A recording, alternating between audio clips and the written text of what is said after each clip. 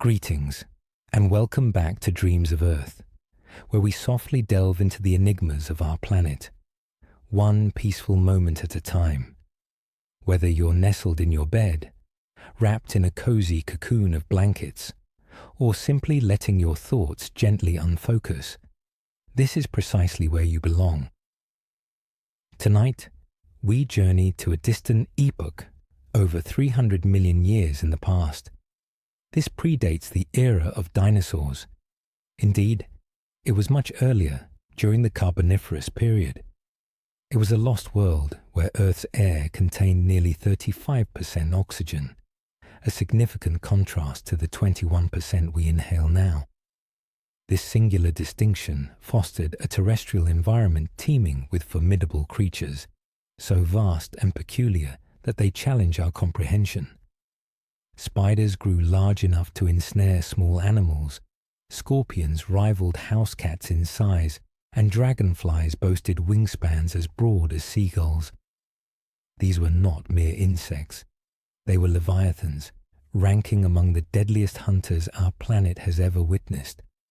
And remarkably, despite the potential horrors of the sea, your chances of survival were considerably higher there than on solid ground.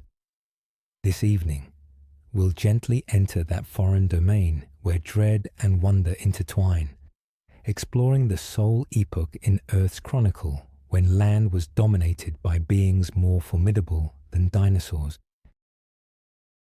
But first, if you appreciate content of this nature, calm, comforting, and quietly inspiring, please consider giving this video a soft like and perhaps subscribing.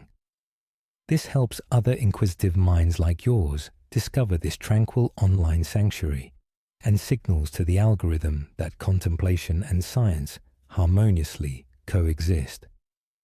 Also, if you wouldn't mind, share in the comments where you're relaxing tonight and what time it is there. It's always delightful to see how widely this peaceful segment of knowledge reaches across the globe. Now, inhale deeply. Close your eyes, relax your shoulders, and together, let us softly step into the only era in Earth's past when aquatic environments offered greater safety than terrestrial ones. The Carboniferous world presented an unfamiliarity challenging to conceive of today. Entering that primeval setting, the very air would feel distinct. Respiration would be peculiar, dense, almost oppressive, as the atmosphere contained significantly more oxygen than our present-day air.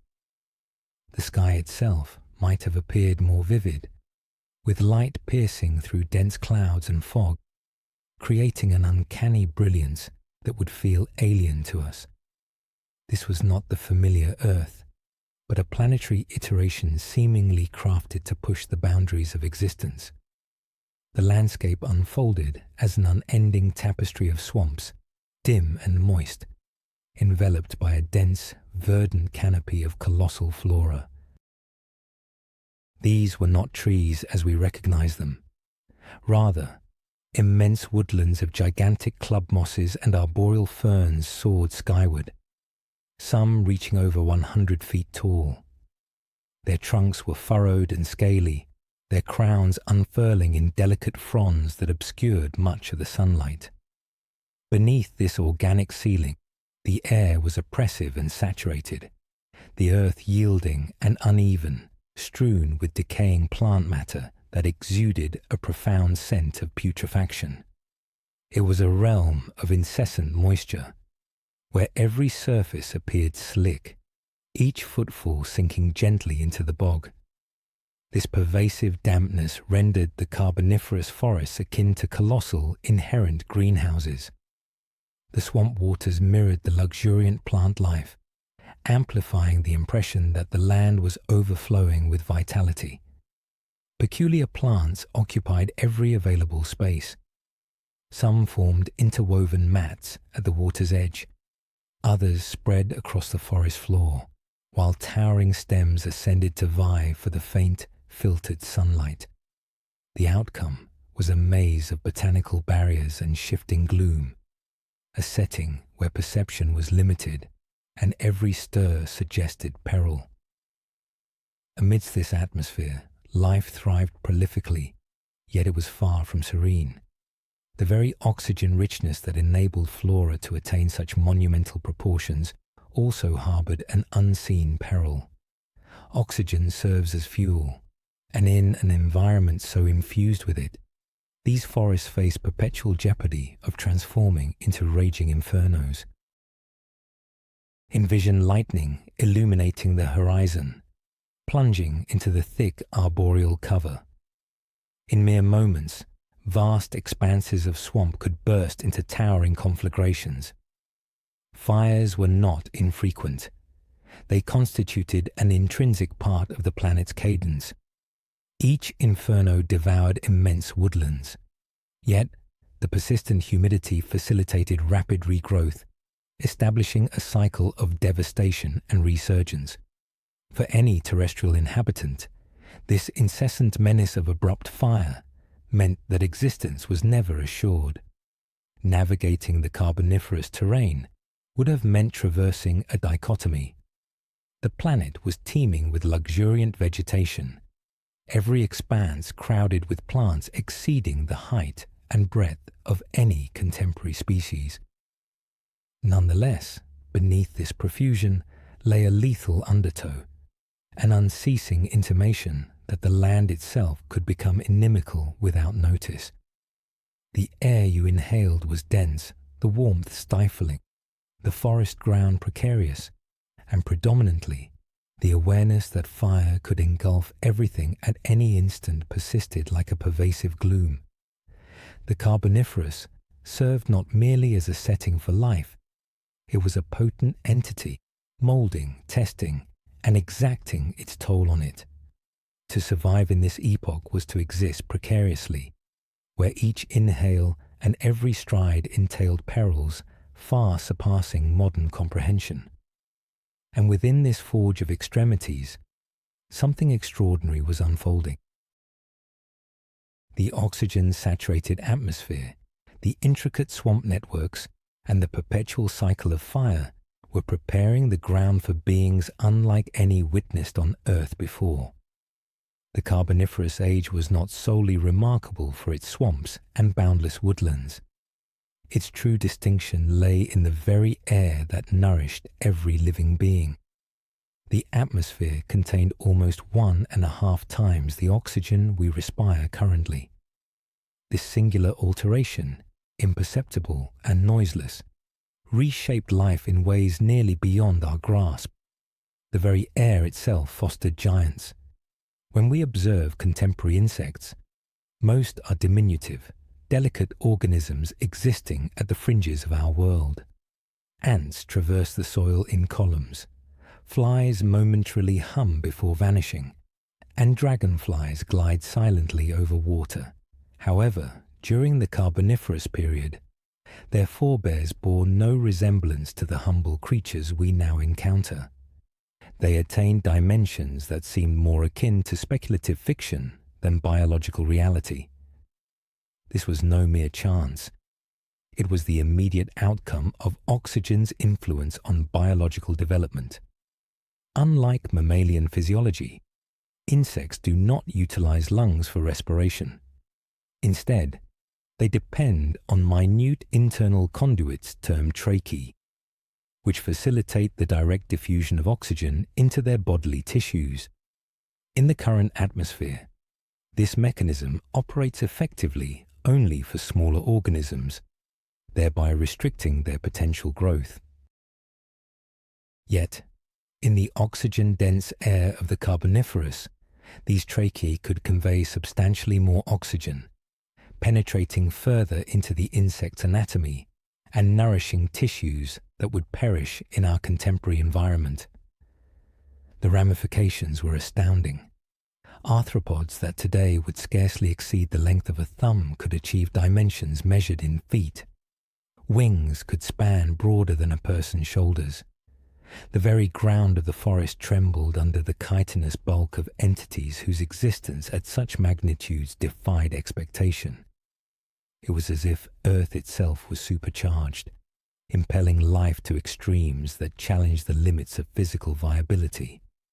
Every insect and arthropod appeared to explore the maximum extent to which oxygen could propel their growth. Spiders wove webs robust enough to ensnare minor vertebrates. Millipedes, long as automobiles, glided through the undergrowth, their innumerable legs rasping across the soil with a sound that would resonate like an admonition. Dragonflies evolved into diving predators with wingspans wider than gulls, their flight unwavering and potent, sustained by an atmosphere that granted them nearly limitless endurance. For the fauna inhabiting these forests, there was no avoiding these colossal beings. They did not conceal themselves in recesses or beneath foliage. They were ubiquitous, creeping, humming, darting and preying. Visualize the heavens subtly dimming as one of these immense dragonflies flew overhead, its wings pulsing with a sound reminiscent of rending paper. Envision the forest floor rippling as a centipede, longer than a human, traversed the decaying flora, each movement intentional, each progression bearing a mass no modern insect could rival. This was not a realm of mere pests. It was a domain of formidable hunters. The most unsettling aspect is the swiftness with which this metamorphosis transpired. Life reacts rapidly to advantageous conditions, and in this oxygen-rich milieu, each successive insect generation appeared to become grander, more robust, and more adept at utilizing the surrounding air. Evolution spurred them to exploit this newfound plenitude. The outcome was a world populated by forms that no longer appeared as trivial components of the ecosystem, but rather as commanding overlords. It is challenging to fully articulate how disquieting this must have been for the initial vertebrates that ventured onto land.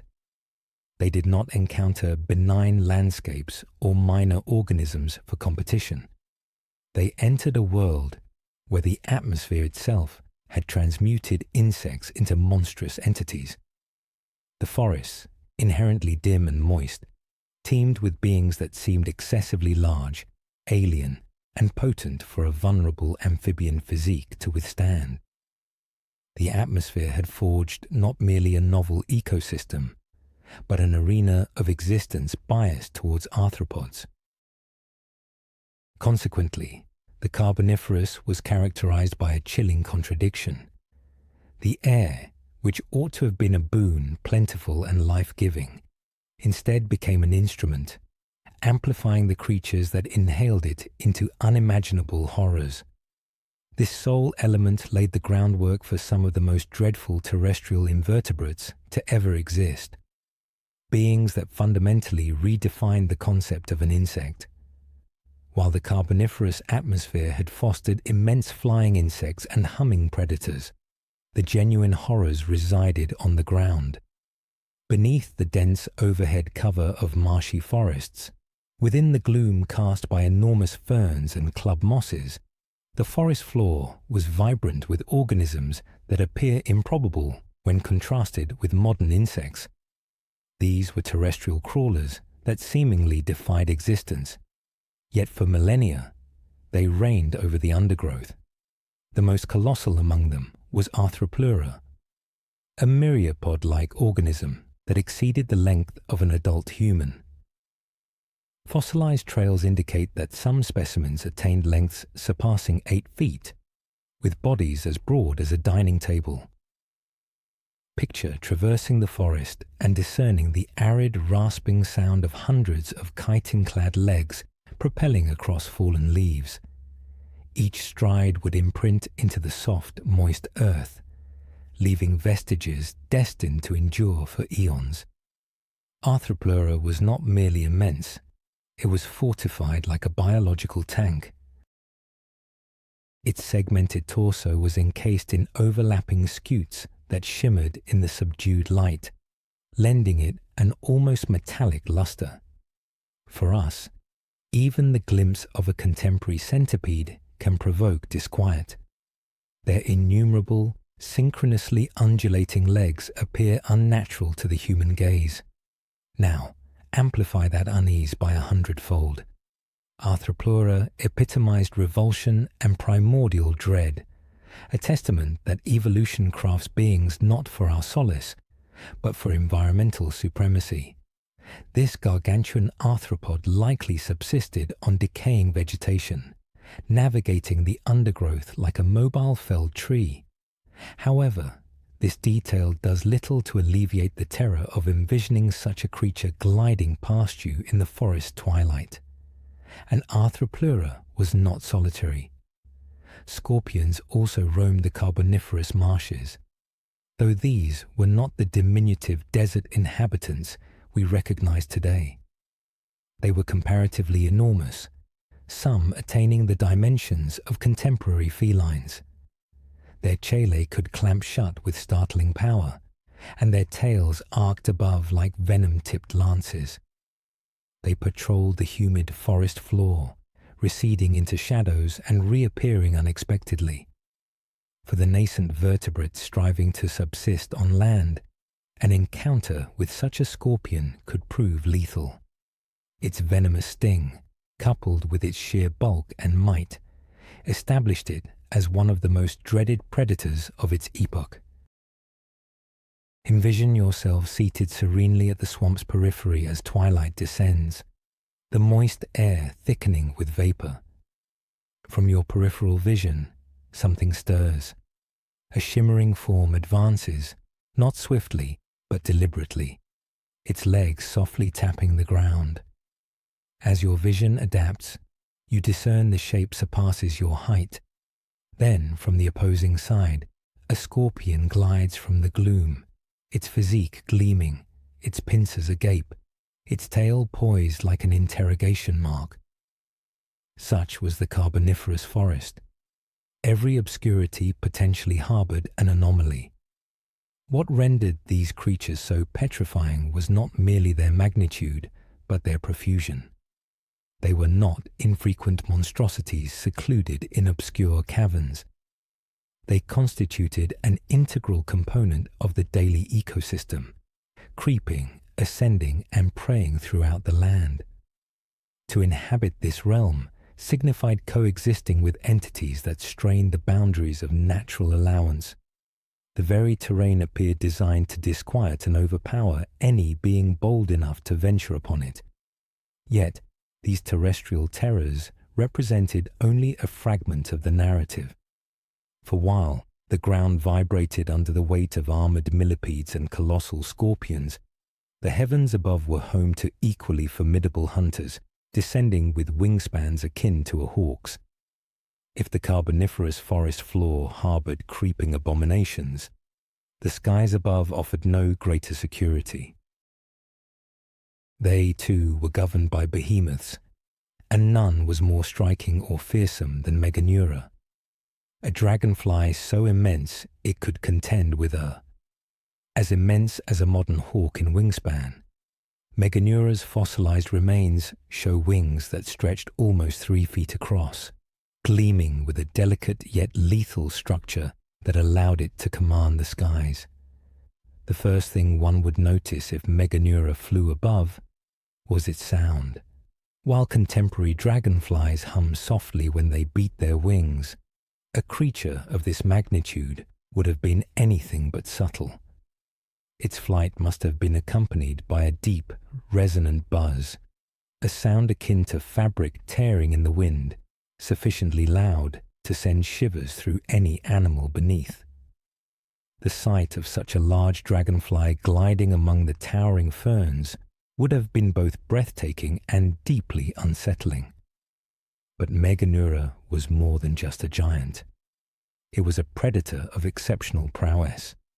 Its colossal compound eyes, comprising thousands of lenses, afforded it almost panoramic vision. It could track the faintest movement of its prey, whether that prey was another insect or one of the smaller amphibians daring to leave the water's safety. Once a target was locked, it attacked with a precision that modern fighter jets might envy. Its spiny legs would form a mid-air basket, snapping shut around its victim. In an instant, the prey was captured, carried effortlessly, as the dragonfly returned to a perch to feed. For the small inhabitants of the Carboniferous world, flight offered no refuge. To ascend above the swamp was to risk detection by Meganeura. Even the briefest flutter of wings in the dim light was enough to attract its attention. And once its dive began, few escapes were possible. Imagine a sudden shadow sweeping across your path, followed by the gleam of translucent wings and the rush of air as the predator struck. Survival depended not merely on concealment, but on completely avoiding movement. Meganeura's dominance was facilitated by the same atmospheric conditions that enabled creatures like Arthropleura and the colossal scorpions to flourish. The dense, oxygen-rich air provided these oversized dragonflies with the energy needed for powerful, sustained flight, which would be impossible in today's thinner atmosphere. With each beat of their vast wings, they could maneuver swiftly, hovering in place or darting forward with astonishing bursts of speed. They were not cumbersome giants. They were precise, agile hunters who had perfected the art of aerial pursuit. To us, dragonflies are often associated with tranquil ponds and calm summer days, their delicate forms admired as they skim across the water's surface. But Meganeura was no gentle insect. It was a sky lord, a winged terror, a predator that transformed the heavens into a hunting ground. Every flicker of motion in the canopy or above the swamps carried the risk of being noticed by those enormous eyes, and once perceived, there was little hope of escape. And yet, as formidable as the skies could be, they were not the worst part of the Carboniferous. For while creatures like Meganeura ruled the air with exactitude and grace, it was the ground itself that held far more disturbing nightmares. If the skies were bad, the ground was worse. If the skies belonged to Meganeura, then the shadows of the Carboniferous swamps were the spiders. The forest floor was a place of perpetual gloom, where light struggled to filter through the canopy of towering ferns and giant club mosses. It was here, in the damp silence beneath those living giants, that the most unsettling creatures spun their homes. Vast webs stretched across entire trees, shimmering faintly in the humid air, their sticky threads strong enough to trap more than just insects. These spiders were not the small, harmless garden spiders we know today. They were predators large enough to ensnare small vertebrates that strayed too close. Their legs were long and jointed, tipped with sharp claws that helped them move effortlessly across their silk creations. In the dim light of the swamp, you might not even notice them until it was too late. The sight of a web spanning an entire tree trunk, its threads glistening with droplets of moisture, would have been commonplace. And at the center of that web, motionless but waiting, sat a hunter with venom powerful enough to paralyze whatever it caught. The claustrophobia of this world would have been overwhelming. Imagine stepping carefully over the damp ground, only to feel the sudden tug of silk against your face or arms. A single strand could stretch across the narrow corridors between plants, invisible until it clung to your skin. The panic of brushing at it, knowing the owner might already be scuttling toward you, would turn every movement into a risk.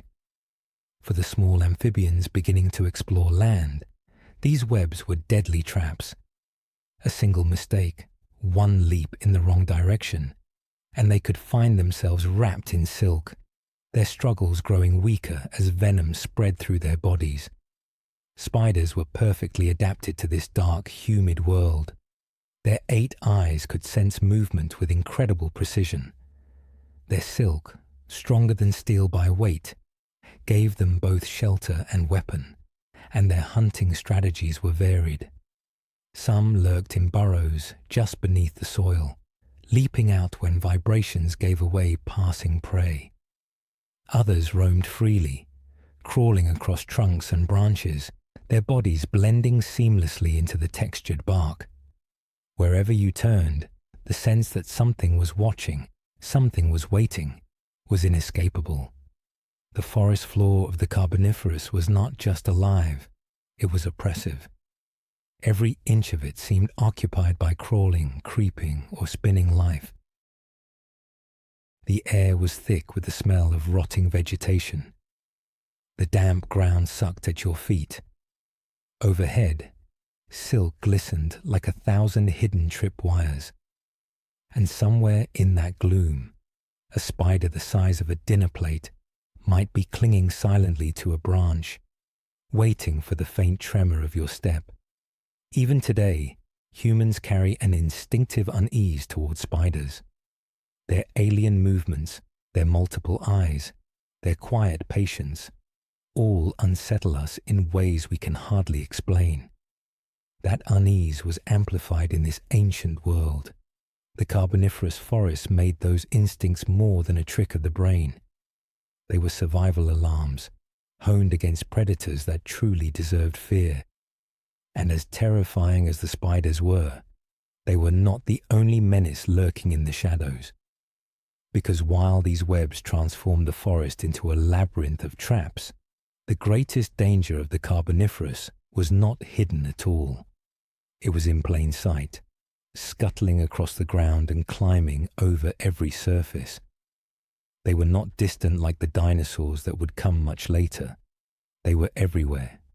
When most people imagine prehistory, their minds leap immediately to the dinosaurs. Towering predators like Tyrannosaurus rex or packs of raptors are the creatures that dominate our fears. But in truth, those animals were distant. They lived millions of years after the Carboniferous, and for all their terror, they were not omnipresent. Dinosaurs ruled particular ecosystems and hunted in specific ranges. They were predators you could avoid if you stayed away from their territory. The Carboniferous was different. The terror of this age was not confined to a single monster looming in the distance, but spread across the entire landscape. The arthropods of this time filled every niche, every shadow, every patch of forest floor. You could not take a single step without entering their world. Unlike dinosaurs, they were not creatures you spotted from afar. They were underfoot, overhead, and all around you. The sheer abundance of these animals made the land feel claustrophobic. Meganeura ruled the skies. Arthropleura crawled like living logs through the undergrowth. Scorpions, the size of cats, hunted through the shadows, and webs extensive enough to cover entire tree trunks waited silently for prey. Each environment was saturated with predators or scavengers that dwarfed anything similar in the modern world. To live during this time was to live surrounded, your senses always straining to detect the movements of creatures that outnumbered you and outmatched you. Dinosaurs may inspire awe today because of their size and strength, but their presence is something we can imagine at a safe distance. We think of them thundering across plains or roaring in the open. The Carboniferous does not offer that comfort. It was a world of intimacy with your fear. Predators were not miles away. They were inches away beneath rotting leaves, clinging to trunks, or watching from webs strung across the dark canopy. Survival was not a matter of avoiding one colossal beast. It was a matter of avoiding countless smaller but equally deadly ones. Even the scale of daily life was warped by these creatures. To sit in the swamp forest was to hear a constant chorus of buzzing, clicking, and scuttling. Every sound carried the reminder that life was crawling all around you, unseen but present. Silence was not safety. Silence often meant that something larger was moving, something that hushed the smaller noises as it crept closer. The forest pressed in like living walls, and within those walls, the arthropods held dominion. There is another key difference between the dinosaurs and the Carboniferous arthropods. Dinosaurs were vertebrates like us, their biology closer to our own. We can understand them in a way, imagining their muscles, their eyes, their bones. Arthropods feel alien. Their jointed legs, their armored exoskeletons, their multifaceted eyes, and their venom-filled fangs seem more like nightmares than relatives in the tree of life. To encounter them at the size they reached in the Carboniferous is to face something that feels entirely other. A reminder that evolution does not care about human comfort. This is why the land during the Carboniferous was worse than anything the dinosaurs would later bring. It was not the terror of one predator at a time. It was the constant pressure of an ecosystem overflowing with creatures that seemed to come from our deepest fears. You could not escape them. They lived beneath your feet, above your head, around your body. The forest was not a home. It was a maze of predators. And in the midst of this nightmare, some of the earliest vertebrates still tried to push onto land, taking steps into an environment that seemed determined to crush them at every turn. In the midst of this world dominated by giant arthropods, another story was unfolding. For millions of years, life had thrived in the oceans and swamps, safe within the water's embrace. But some creatures began to push the boundary between those two worlds. These were the earliest amphibians, the first vertebrates to crawl onto land. Their bodies were halfway between fish and reptiles, with sturdy limbs instead of fins, lungs that could draw in the thick oxygen-rich air, and skin that still demanded constant moisture. They were pioneers in every sense, but they were also incredibly vulnerable. The gamble was simple but brutal. In the water, food was limited, competition was fierce, and safety was fragile. On land, there was opportunity. The swamps were thick with plants and crawling life, and the ground offered niches that no vertebrate had yet claimed. But to reach it meant leaving behind the relative safety of the water and stepping into a nightmare.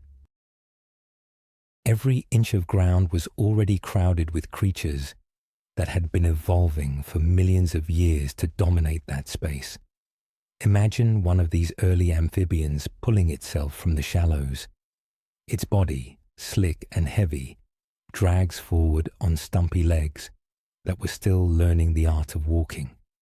Each step is awkward, clumsy, and noisy, sending vibrations through the soil. For a brief moment, it lifts its head into the humid air, tasting the strange new world, with senses still attuned to water. Above, the canopy blocks most of the light, casting the ground in deep shadows. All around, unseen things stir. Every step was life or death. A wrong movement could send it stumbling into the path of a giant scorpion. A pause too long on the forest floor might give away its position to a spider waiting in its web. Even the simple act of breathing was dangerous. Amphibians needed to keep their skin moist, yet the air was thick and drying, threatening to sap away the water they carried from their swampy homes. They were explorers, yes, but explorers who lived in constant fear. And yet, despite the dangers, they continued. The lure of land was powerful. There were insects and smaller arthropods to feed on, plants that offered shelter, and an entire new environment that could be exploited by the bold. In those moments of stillness, when the forest quieted and no predator was near, an amphibian might stumble upon a patch of damp soil, a cluster of small prey, or a pocket of safety beneath a fallen trunk.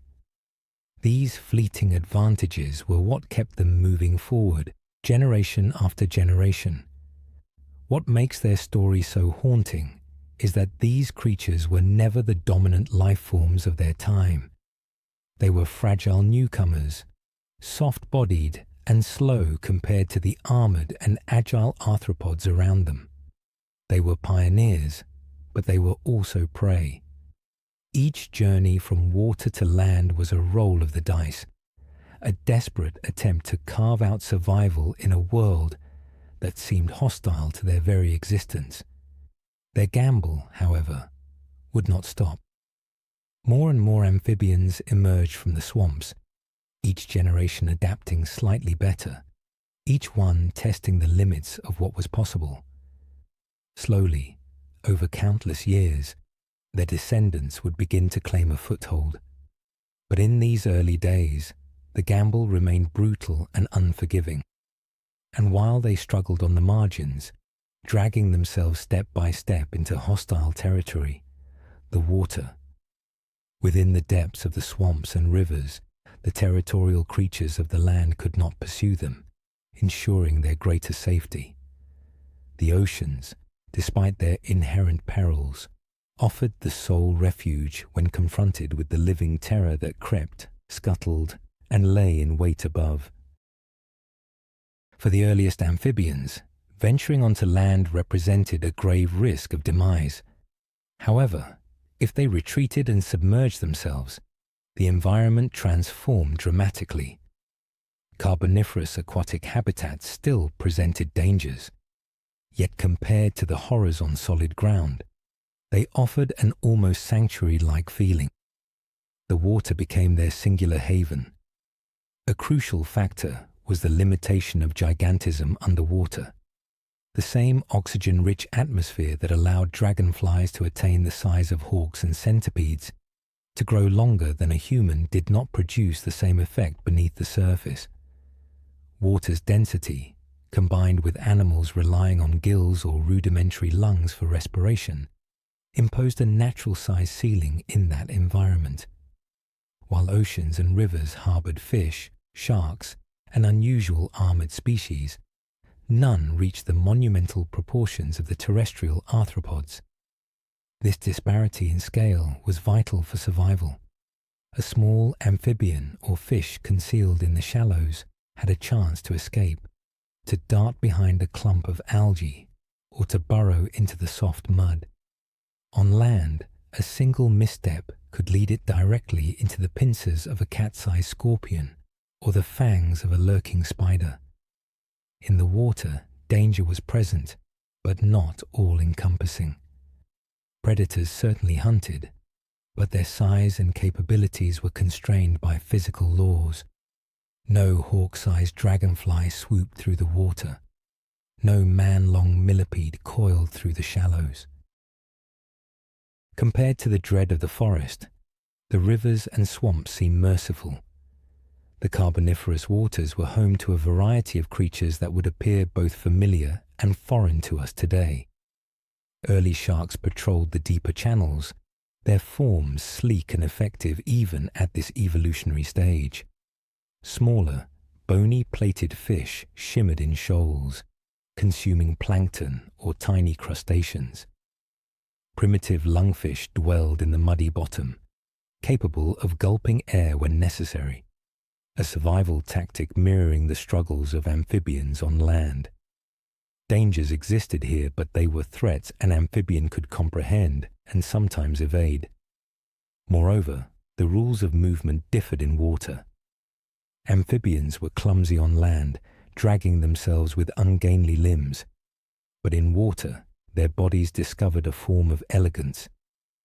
Tails could propel, limbs could paddle, and the dense liquid supported their mass in a way air never could. They could disappear into the shadows of reeds or vanish into murky depths. The water provided not only safety from land predators, but also a return to fluidity, a reminder of the milieu their ancestors had mastered. It is easy to envision one of these vulnerable creatures resting just below the surface, its nostrils piercing the waterline to fill its lungs. Above, the forest groaned with unseen monsters, but below, the peril was mitigated. The murk might hide a poised fish, but at least the prey would confront only one foe at a time. That alone was a boon in a world where land teemed with innumerable predators. For countless generations, amphibians maintained this dual existence, probing the shore, but repeatedly retreating to the security of the water. The swamps and rivers became their refuge, their feeding grounds, their breeding sites. It was the compromise that enabled their endurance. They were pioneers, yet pioneers who never fully abandoned the protection of the liquid world that had given them birth. However, even this sanctuary was far from flawless. The same atmosphere that enriched the world with oxygen also harbored a hidden menace, one that transformed the very planet into a potential inferno. For while the waters offered safety, the land itself was prone to burning. The carboniferous world's threat wasn't solely its monsters. The entire planet could turn against life instantaneously. The oxygen-rich air that facilitated the growth of hawk-sized dragonflies and human-length centipedes also spawned another danger. With oxygen levels significantly higher than today's, the land was a tinderbox awaiting a spark. In this alien atmosphere, fire was not merely possible, it was inevitable. A single lightning strike on dry vegetation could ignite flames that spread with terrifying velocity. The dense swamps and towering forests of ferns and club mosses, packed tightly and stretching for miles, became fuel for infernos that raged across the landscape. Where contemporary fires might leap from tree to tree, carboniferous blazes could consume entire ecosystems. The air itself fueled them, burning hotter and for longer durations than we are accustomed to. Imagine the stillness of a humid swamp suddenly shattered by a storm. Thunder rumbles through the sky, lightning forks down, and in an instant the forest ignites. Flames roar upward, propelled by the oxygen-rich air, climbing through the canopy with explosive force. The heat is unbearable, the smoke suffocating. Even rivers and lakes offer little respite, as burning debris rains down onto the water, hissing and steaming upon impact. Creatures of all sizes scatter in desperation, but in such a world, escape was scarce. For countless animals, survival meant diving into the depths and awaiting the passage of the flames overhead. These fires were not uncommon. They formed a constant rhythm of destruction and renewal. Evidence from fossilized charcoal indicates that massive wildfires repeatedly swept through carboniferous forests, reshaping the landscape and compelling life to adapt. Plants evolved thick, fire-resistant bark to survive the flames. Some species may have even depended on fire to clear land and create space for new growth. Yet for the animals of this era, fire was just another relentless danger superimposed on the threats they already confronted. The magnitude of these fires is hard to grasp. In today's world, oxygen comprises about 21% of the atmosphere, and even then, wildfires can devastate vast regions. In the Carboniferous, with oxygen levels closer to 35%, a spark could ignite materials that would barely burn at all today. Even damp wood and decaying vegetation, typically resistant to flame, could catch fire and feed the blaze. The forests that appeared so lush and vibrant were also poised to erupt into walls of flame. To exist during this period was to live under the incessant threat that everything around you could combust. The ground might tremble with the footsteps of gigantic millipedes. The skies might hum with the wings of Meganeura. The shadows might crawl with spiders. But even in the absence of these predators, safety was never assured. A storm on the horizon could spell doom for everything in its path. Even the Earth itself seemed hostile, as if the planet had conspired with its atmosphere to render survival a daily trial. And while fire dramatically reshaped the land in violent bursts, the terror of daily life stemmed not only from sudden catastrophe, but from the unending chorus of predators surrounding every creature that dared to inhabit the forest floor. To truly comprehend the Carboniferous world, one must envision daily existence there. Picture yourself as one of the first vertebrates resting on damp soil at the edge of a swamp. Your skin, slick with moisture, would quickly dry out if you remained away from water too long. Night descends swiftly beneath the towering canopy, and in the profound darkness, the forest awakens with sound. Sleep is an impossibility because silence is non-existent in this realm. The air pulses with buzzing wings, deep and droning, as giant dragonflies patrol the nocturnal skies in search of prey. Their wing beats are heavy, like the distant thrum of machinery, a sound that constantly reminds you of being hunted from above. From the undergrowth emanates the sharp clicking of armored legs, scraping across bark and stone, scurrying movements signaling something large approaching. The forest floor vibrates with the weight of centipedes taller than you, their numerous feet moving in unsettling unison. Every corner of the swamp teems with activity, and every sound carries the potential for danger. The sensory overload would have been overwhelming. Amphibians and early reptiles lacked the comfort of quiet nights. The incessant symphony of clicking, snapping, rustling, and humming served as a constant reminder that the land was saturated with life, much of it predatory. Even the faint rustle of leaves might herald the approach of a spider extending its legs, precisely testing the air before silently descending upon its victim.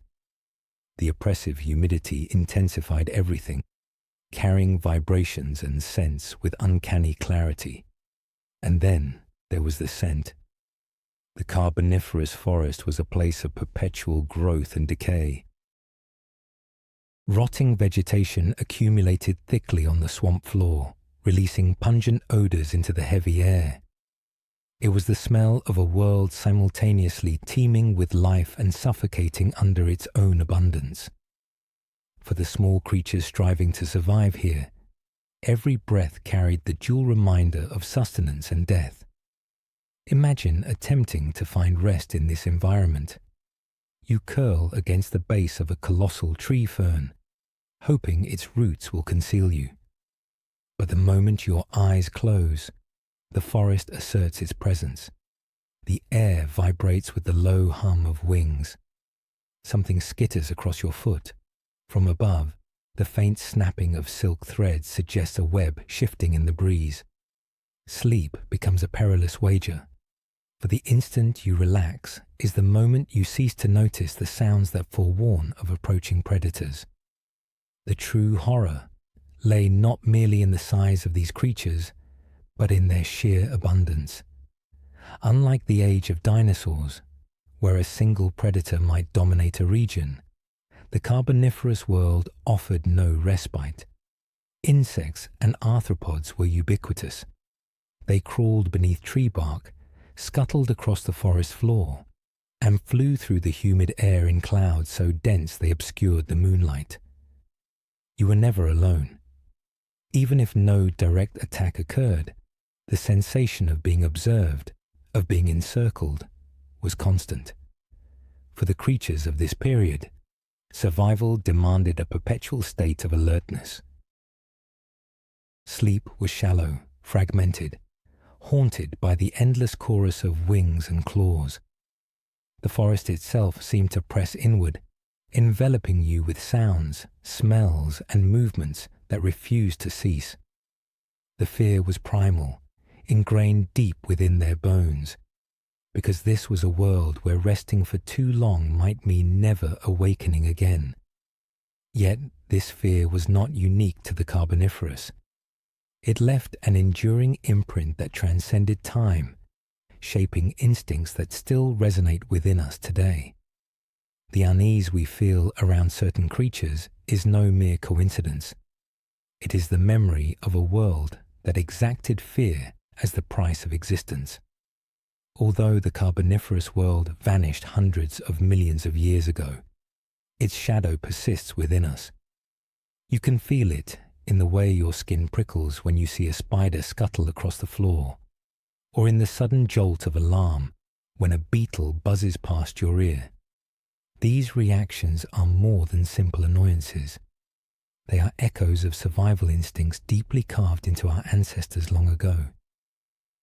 Evolutionary psychology posits that our brains are shaped not only by the present, but by countless preceding generations. Fear of insects and other small creatures may seem irrational today, as most are harmless. But in the Carboniferous era, that fear was not only rational but essential. In a world where arthropods dominated every terrestrial niche, fear kept creatures alive. The constant vigilance, the startle at every rustle, the avoidance of skittering forms, these behaviors were tools for survival. Over time, they became etched into the nervous systems of vertebrates and passed down, buried deep within the instincts we still possess. Consider how many people react to spiders. The fear often feels automatic, as if it arises before the mind can rationalize. This is because our brains are attuned to notice the rapid, unpredictable movements of multi-legged creatures. Even today, with spiders no larger than a coin, our instincts tell us to keep our distance. Imagine how much stronger that reaction would have been when spiders were large enough to weave webs across entire trees or ambush small vertebrates. The dread we experience now is a diluted vestige of the terror that governed our ancestors' lives. The same holds true for buzzing insects. Modern dragonflies are graceful, delicate creatures, yet even their sound can startle us. During the Carboniferous, the beating wings of a hawk-sized dragonfly would have been deafening. That low, mechanical hum was not merely background noise. It was the warning of an approaching predator.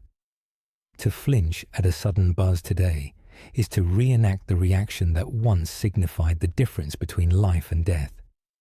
This fear is not solely about danger. It is also about profound unfamiliarity. Arthropods are fundamentally different from us in almost every respect. Their jointed legs move with alien precision. Their bodies are encased in armor, their eyes are multifaceted, and their mouths are designed for piercing or crushing. Evolutionary psychology tells us that humans are more comfortable with creatures that bear even a slight resemblance to us, because our brains can predict their behavior. With arthropods, the rules diverge.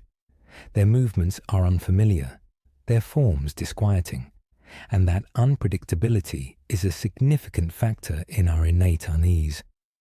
Our inherent unease around arthropods becomes pure terror when considering the Carboniferous period, an era where these creatures were colossal and ubiquitous.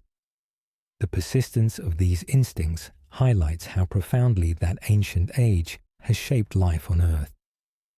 Though not consciously recalled, the legacy of that time is etched into our brain's architecture. The shudder at a centipede, the revulsion at twitching antennae, the discomfort of buzzing sounds, all are echoes from a period when fear was the only rational response to a world dominated by arthropods.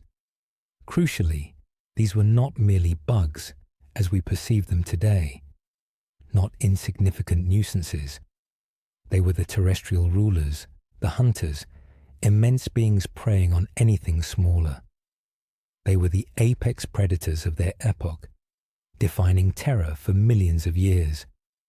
When contemplating apex predators, our thoughts typically gravitate toward dinosaurs. The giant theropods of the Mesozoic, such as Tyrannosaurus rex, are often depicted as the ultimate land rulers. However, millions of years prior to the dinosaurs' emergence, the pinnacle of the food chain presented a vastly different image. In the Carboniferous, power was wielded not by reptiles or mammals, but by insects and arthropods. They were the formidable lions, tigers, and wolves of their age, controlling every segment of the landscape. To grasp this reality, one must shed the contemporary notion of insects as small and delicate. Carboniferous creatures were far from tiny. They were enormous, powerful, and omnipresent. A dragonfly with a wingspan like a hawk didn't just consume other insects. It swooped down on anything small enough to overpower, including amphibians. A centipede exceeding human height wasn't a mere background scavenger. It was a mobile wall of armor and legs, crushing all in its path. Spiders capable of ensnaring vertebrates in their webs were commonplace, an integral part of the natural order. These were the true hunters of the land, with all other life existing in their shadow. Unlike the dramatic but often geographically or niche-confined dominance of dinosaurs, Carboniferous arthropods appeared to be everywhere. Dinosaurs coexisted with crocodiles, pterosaurs, and mammals, each occupying distinct roles. But in the Carboniferous, the ecological balance was skewed almost entirely toward insects and their relatives. They weren't merely one type of predator among many. They were the undisputed masters of the food web. Their presence was constant, from the skies to the ground and through the hidden layers of the forest floor. Consider this. In the Mesozoic, a small mammal or lizard might evade predation by avoiding large hunters, seeking refuge in burrows or trees. Dangerous predators existed, but they were sufficiently spaced, offering smaller animals breathing room. In the Carboniferous, no such sanctuary existed. Predators weren't distant threats. They crawled underfoot, buzzed overhead, and lurked behind every tree trunk. The sense of danger was immediate and relentless. Arthropod dominance also redefined the rules of survival. While the age of dinosaurs favored size, strength, and speed, Carboniferous success belonged to those adept at navigating a world teeming with swarms. A single giant dragonfly, though not matching a tyrannosaur's sheer mass, was equally lethal in its domain. The overwhelming density of these predators intensified the threat. Forests interwoven with webs, canopies alive with wings, and ground swarming with armored bodies meant prey-faced attackers simultaneously on all levels. This level of dominance was something dinosaurs never attained. While spectacular hunters, the dinosaurs' rule was not as suffocating as that of the arthropods. The Carboniferous world was not characterized by intermittent terror. It was a ceaseless assault. Even the mightiest future reptiles would not encounter a planet so thoroughly controlled by creatures so alien to us. Furthermore, life's experience during this era was shaped not just by the predators themselves, but by the pervasive soundscape. The air vibrated with incessant buzzing wings, scraping armored legs, and the constant movement of bodies across soil and bark, creating a soundtrack permeating every forest and swamp. This auditory landscape of fear was a daily reality, a continuous reminder of ever-present hunger. To envision the Carboniferous is to imagine a world where the dominant hunters were not towering reptiles, but creatures we now dismiss as pests. The very bugs we swat today once commanded the land with a supremacy dinosaurs never achieved. And in this realm of ceaseless sound and motion, silence offered no peace. It was something far more menacing. Entering the Carboniferous meant not only encountering monsters visually, but audibly. The landscape was perpetually active. Day and night, the forest echoed with a symphony of sounds, signaling imminent danger to every living thing. The very atmosphere resonated with this soundtrack of fear. Overhead, the most chilling sound emanated from Meganeura, whose hawk-wide wings produced a deep mechanical hum entirely unlike modern dragonflies' delicate flutter. Their slow, powerful, heavy wing beats resonated across the swamp like a grinding saw. For creatures below, this was a hunter's alarm. A sudden hum above the canopy indicated a sighting, with Meganeura circling, poised to strike. This was a sound one dared not ignore, as to do so could mean being seized by sharp mandibles. On the ground, the auditory environment was equally overwhelming. Arthropleura, the colossal centipede, inspired fear not only by its size, but by its movement. As it traversed the forest floor, dozens upon dozens of armored legs scraped against bark, stone, and soil in an endless cadence.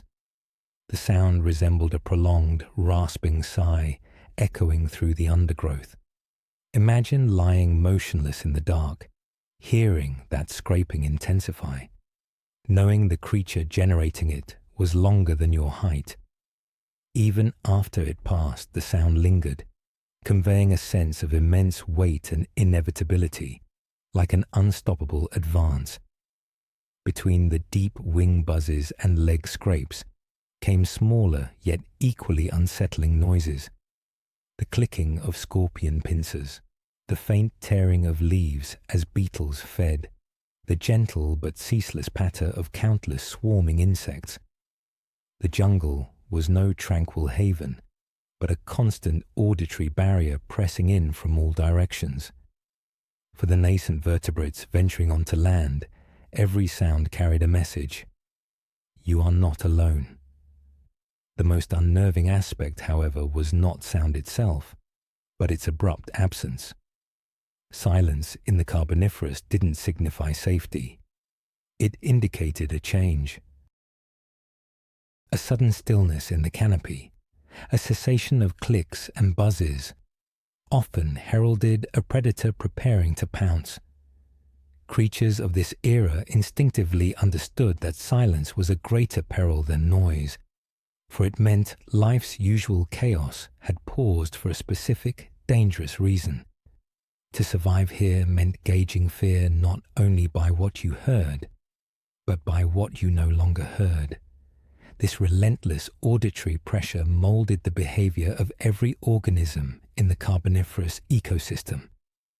Amphibians hugged the water's edge, using splashes and ripples to mask their movements.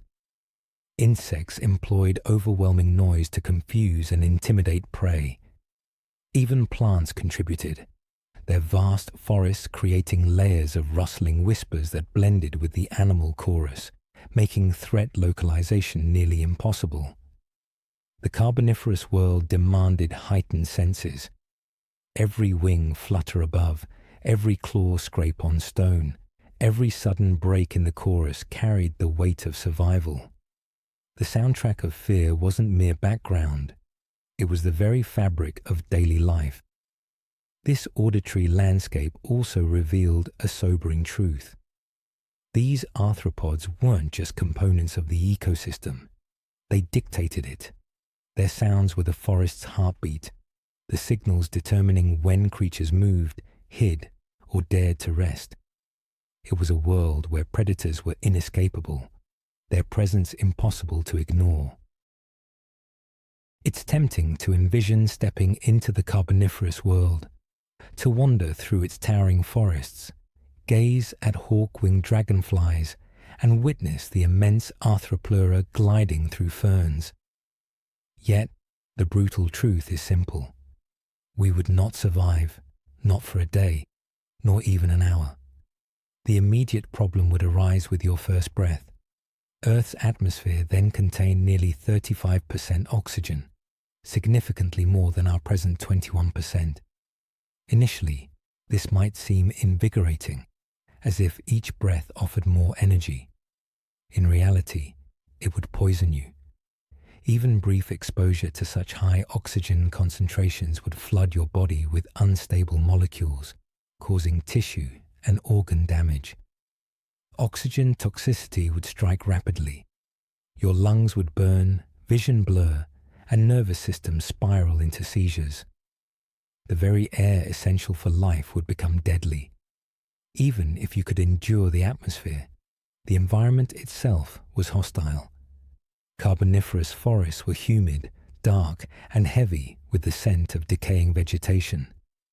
Heat would cling to your body, and without modern cooling technology, the sweltering conditions would overwhelm you.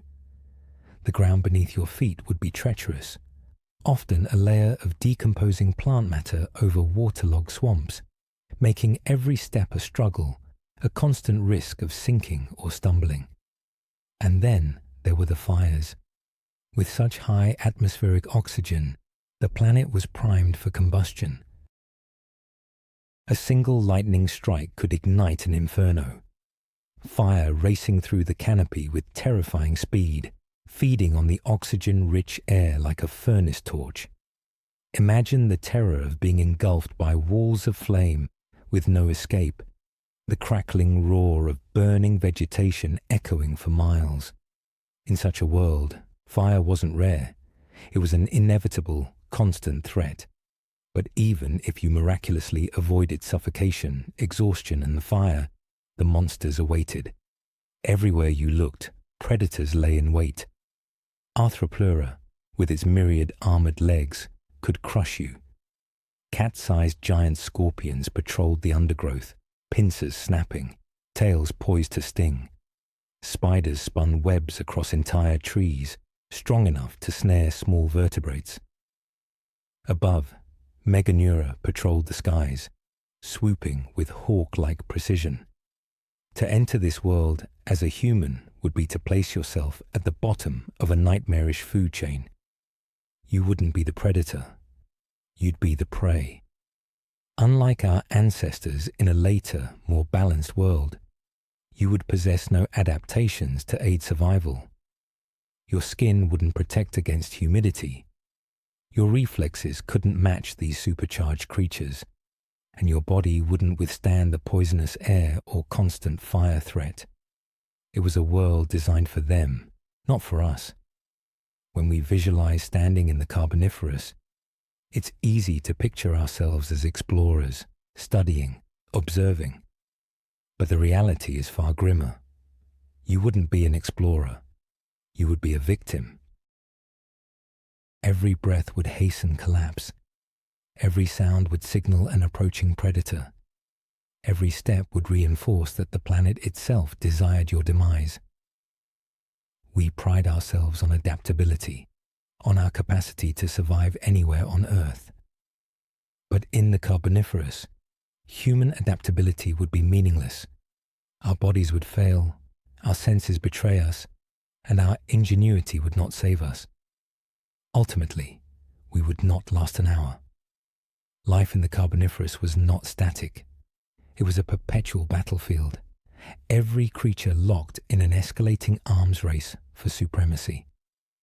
This evolutionary competition was inscribed into the very bones, skins, and lungs of living organisms. No adaptation ever proved sufficient, as each improvement in one species compelled another to evolve a counter-response. The struggle was ceaseless, only intensifying over time. For the pioneering amphibians venturing from the water's safety, survival hinged on profound bodily transformations. Their ancestors possessed thin, delicate skin that quickly desiccated in air, a fatal weakness in the novel world of swamps and forests. To endure, they had to develop tougher, more protective layers capable of retaining precious moisture. Their respiratory systems also underwent a radical shift. Gills, once efficient at extracting oxygen from water, had to transform into lungs capable of drawing air from an oxygen-dense atmosphere while remaining resilient enough to avoid collapse under its richness. Every step onto land was fraught with danger, but each successive generation bore improvements that slightly enhanced their chances. The insects and arthropods were actively evolving during this period, refining the traits that made them so powerful. Their claws developed greater strength, enabling them to penetrate the tougher skins of terrestrial creatures. Their already formidable mandibles grew more specialized, designed for slicing, tearing, or crushing prey based on its type. spiders and scorpions perfected venom, a chemical advantage capable of paralyzing even those that initially eluded their grip. The Carboniferous era transformed chemistry into a form of biological combat. The dynamic interaction between amphibians and arthropods was unyielding. As amphibians increased in size and confidence, exploring new habitats within the forests, their predators kept pace. A massive dragonfly didn't just rely on its bulk. It depended on enhanced sight, quicker reflexes, and more lethal attacks. An amphibian exposed for too long quickly became sustenance. In response, amphibians developed camouflage, adopting body colors and patterns that merged with the humid, shaded swamp environment. Some concealed themselves in mud, others amidst root systems, their survival dependent entirely on remaining undetected. This evolutionary competition wasn't limited to predator versus prey. It also occurred within species. Male amphibians with more robust lungs could vocalize louder, thereby more effectively attracting mates. Insects with keener claws or swifter flight had superior opportunities to obtain food and reproduce. Evolution in this setting was not sluggish. It advanced with urgency, every minor benefit amplified by the perilous surroundings. Even flora participated in this struggle. Their towering structures formed the arena where much of this intense drama played out. Some evolved thicker bark to withstand both fire and ravenous jaws. Others developed spores and seeds capable of rapid dispersal after devastation, ensuring continuity in a world where firestorms and predators were ever present. Every organism was compelled into this struggle, each locked into a cycle where the sole imperative was to adapt or perish. The Carboniferous arms race imbued the landscape with a vibrant, dynamic quality. The forest wasn't merely populated by creatures, it was sculpted by their perpetual conflict. Every click of claws, every splash into the water, every silent moment before an assault was part of an ongoing, unceasing battle. In this relentless quest for survival, no organism could afford to lag, as falling behind meant permanent obliteration. From this continuous struggle, a new entity began to manifest. The initial reptiles, modest and inconspicuous at first, harbored the potential for a future shift in the distribution of power. Arising from the protracted conflict between amphibians and arthropods, a novel type of creature quietly emerged.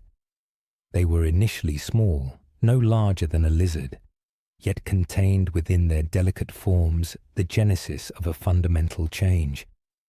These were the earliest reptiles, and their appearance would gradually alter the terrestrial hierarchy. Previous amphibians were intrinsically linked to water. Their delicate skin demanded constant moisture. Their eggs necessitated deposition in ponds or swamps, and even the most robust among them could not stray far from moist safety.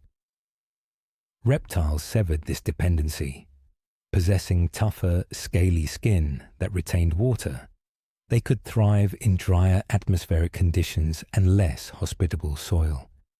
Instead of fragile eggs requiring an aquatic cradle, reptiles evolved the amniotic egg, a self-contained capsule offering its own nourishment and protection. For the first time, life had discovered a means to entirely break free from water's hold and truly establish dominion over land. These primordial reptiles were not yet the formidable dinosaurs or crocodiles of subsequent millennia. They were small, agile, and cautious, but their advantages were immense. While amphibians were confined to swamp proximity, reptiles could venture further, colonizing novel environments previously inaccessible to their forebears. They could bask in direct sunlight without dehydrating, establish nests away from the perpetual menace of aquatic predators, and respire the Carboniferous's dense air with more efficient lungs. For the colossal insects and other arthropods, this represented a disturbing development. Up to that point, they had reigned supreme across every terrestrial niche. Amphibians had been vulnerable prey, their bodies soft and sluggish compared to the swift attacks of scorpions or the aerial ambushes of dragonflies. But reptiles were distinct. Their bodies possessed superior armor, and their jaws were more powerful, equipped with teeth capable of puncturing the exoskeletons of even the largest insects. For the first time, arthropods encountered rivals that could retaliate with comparable ferocity. This transformation was not instantaneous. For millions of years, reptiles constituted just one element in the intricate mosaic of Carboniferous life. Arthropleura continued to patrol the forest floors, and Meganeura still commanded the skies. Yet, reptiles carried a potential unmatched by others. They were not merely surviving. They were laying the groundwork for a future where they would govern. The forests themselves facilitated this transition. The dense, marshy jungles provided concealment and hunting grounds for these small reptiles, allowing them to expand subtly, while arthropods remained preoccupied with their own supremacy. Each successive generation refined their adaptations, rendering them stronger, swifter, and more resilient. It marked the commencement of a gradual but inevitable shift in the balance of power. Nevertheless, despite their increasing strength, reptiles had not yet become the planet's rulers. The Carboniferous remained a realm of monstrously sized insects and boundless swamps echoing with the sounds of wings and chitinous movements. Reptiles had sown the seeds of their future, but they were still overshadowed by the behemoths of their epoch. Subsequently, Earth itself intervened. The very atmosphere that had facilitated the prosperity of this unique world began to transform. Oxygen levels would plummet, fires would intensify, and the vast forest that had supported colossal creatures would perish. The Carboniferous world was spiraling towards catastrophe. Reptiles would endure and emerge from the desolation, but not before the planet itself faced immense destruction. For epochs, the Carboniferous seemed indomitable.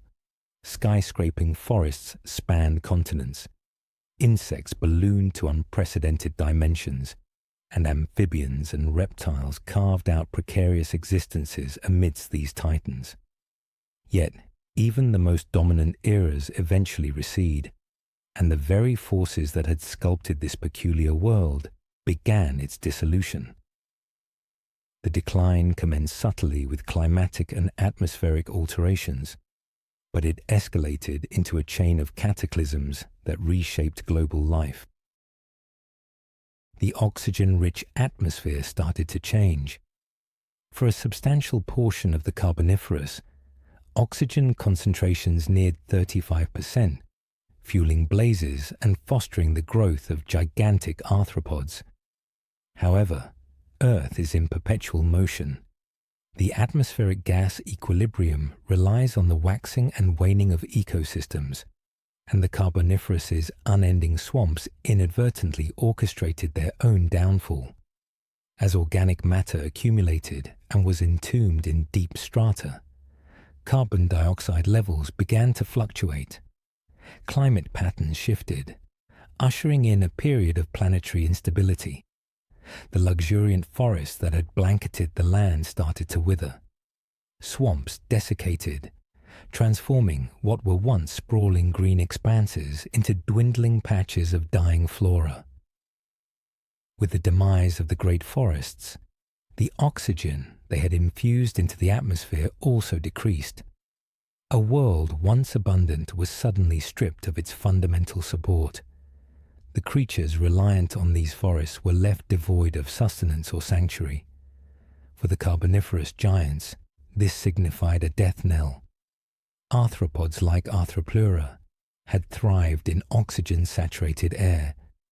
Their immense physiques depended on it, their very respiration limited by how oxygen diffused through their tracheal tubes. When oxygen levels dropped, their bodies could no longer function at such enormous scales.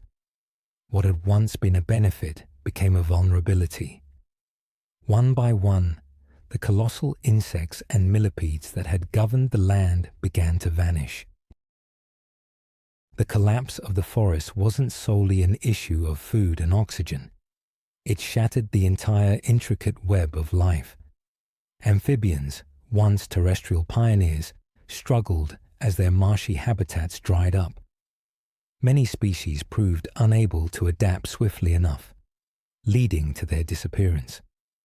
Fire, previously common but manageable, grew even more destructive in a drier world. Lightning strikes that once ignited oxygen-rich forests now tore through weakened ecosystems, reducing entire landscapes to ash. The earth, which had once appeared so fertile and alien, now became hostile in a different manner, diminishing life rather than nurturing its extravagance. Reptiles, however, possessed inherent adaptations that afforded them a chance. With their tougher integuments and eggs independent of water, they could withstand conditions that decimated amphibians. As insects diminished and their supremacy waned, reptiles gradually occupied the void. Their survival wasn't assured, but their resilience offered them a path forward amidst the widespread collapse. The conclusion of the Carboniferous was not a singular event. It was a prolonged process, a slow dismantling of the ancient world. Incrementally, the peculiar oxygen-rich haven unraveled. The creatures that had once seemed eternal grew smaller, feebler, and then vanished entirely. Life was undergoing a profound reorganization, and the future was preparing a new cadre of dominant species. Nevertheless, this wasn't the culmination of Earth's turmoil. What ensued would be even more dramatic, a transition that would permanently end the age of Titans and pave the way for new life forms to ascend. The Carboniferous collapse was merely the initial tremor. The true seismic event was still impending. The Carboniferous forest had served as a nursery for colossal life forms.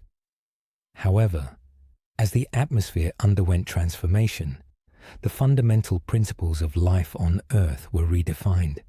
For millions of years, insects and other arthropods had commanded the land, their immense bodies sustained by oxygen-rich air. Yet, when oxygen levels diminished, so too did their size. What were once towering subterranean behemoths receded into mere vestiges of their former selves. The scientific explanation for this decline lies in the respiratory mechanism of insects. Unlike humans, they lack lungs for active inhalation and exhalation. Instead, oxygen permeates their bodies through an intricate network of minuscule tubes. While efficient for smaller animals, this system becomes less effective for larger insects, as oxygen struggles to reach deeply embedded tissues.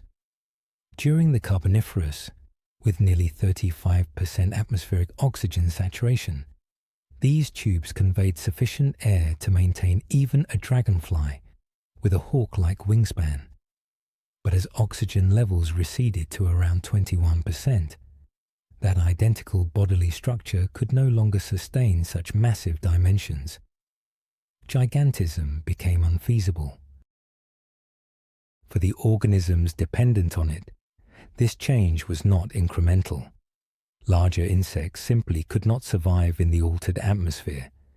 The enormous millipedes, once exceeding human length, could no longer transport oxygen efficiently to their muscles. The feline-sized scorpions that had dominated the forest floor lost the crucial advantage that defined them as predators.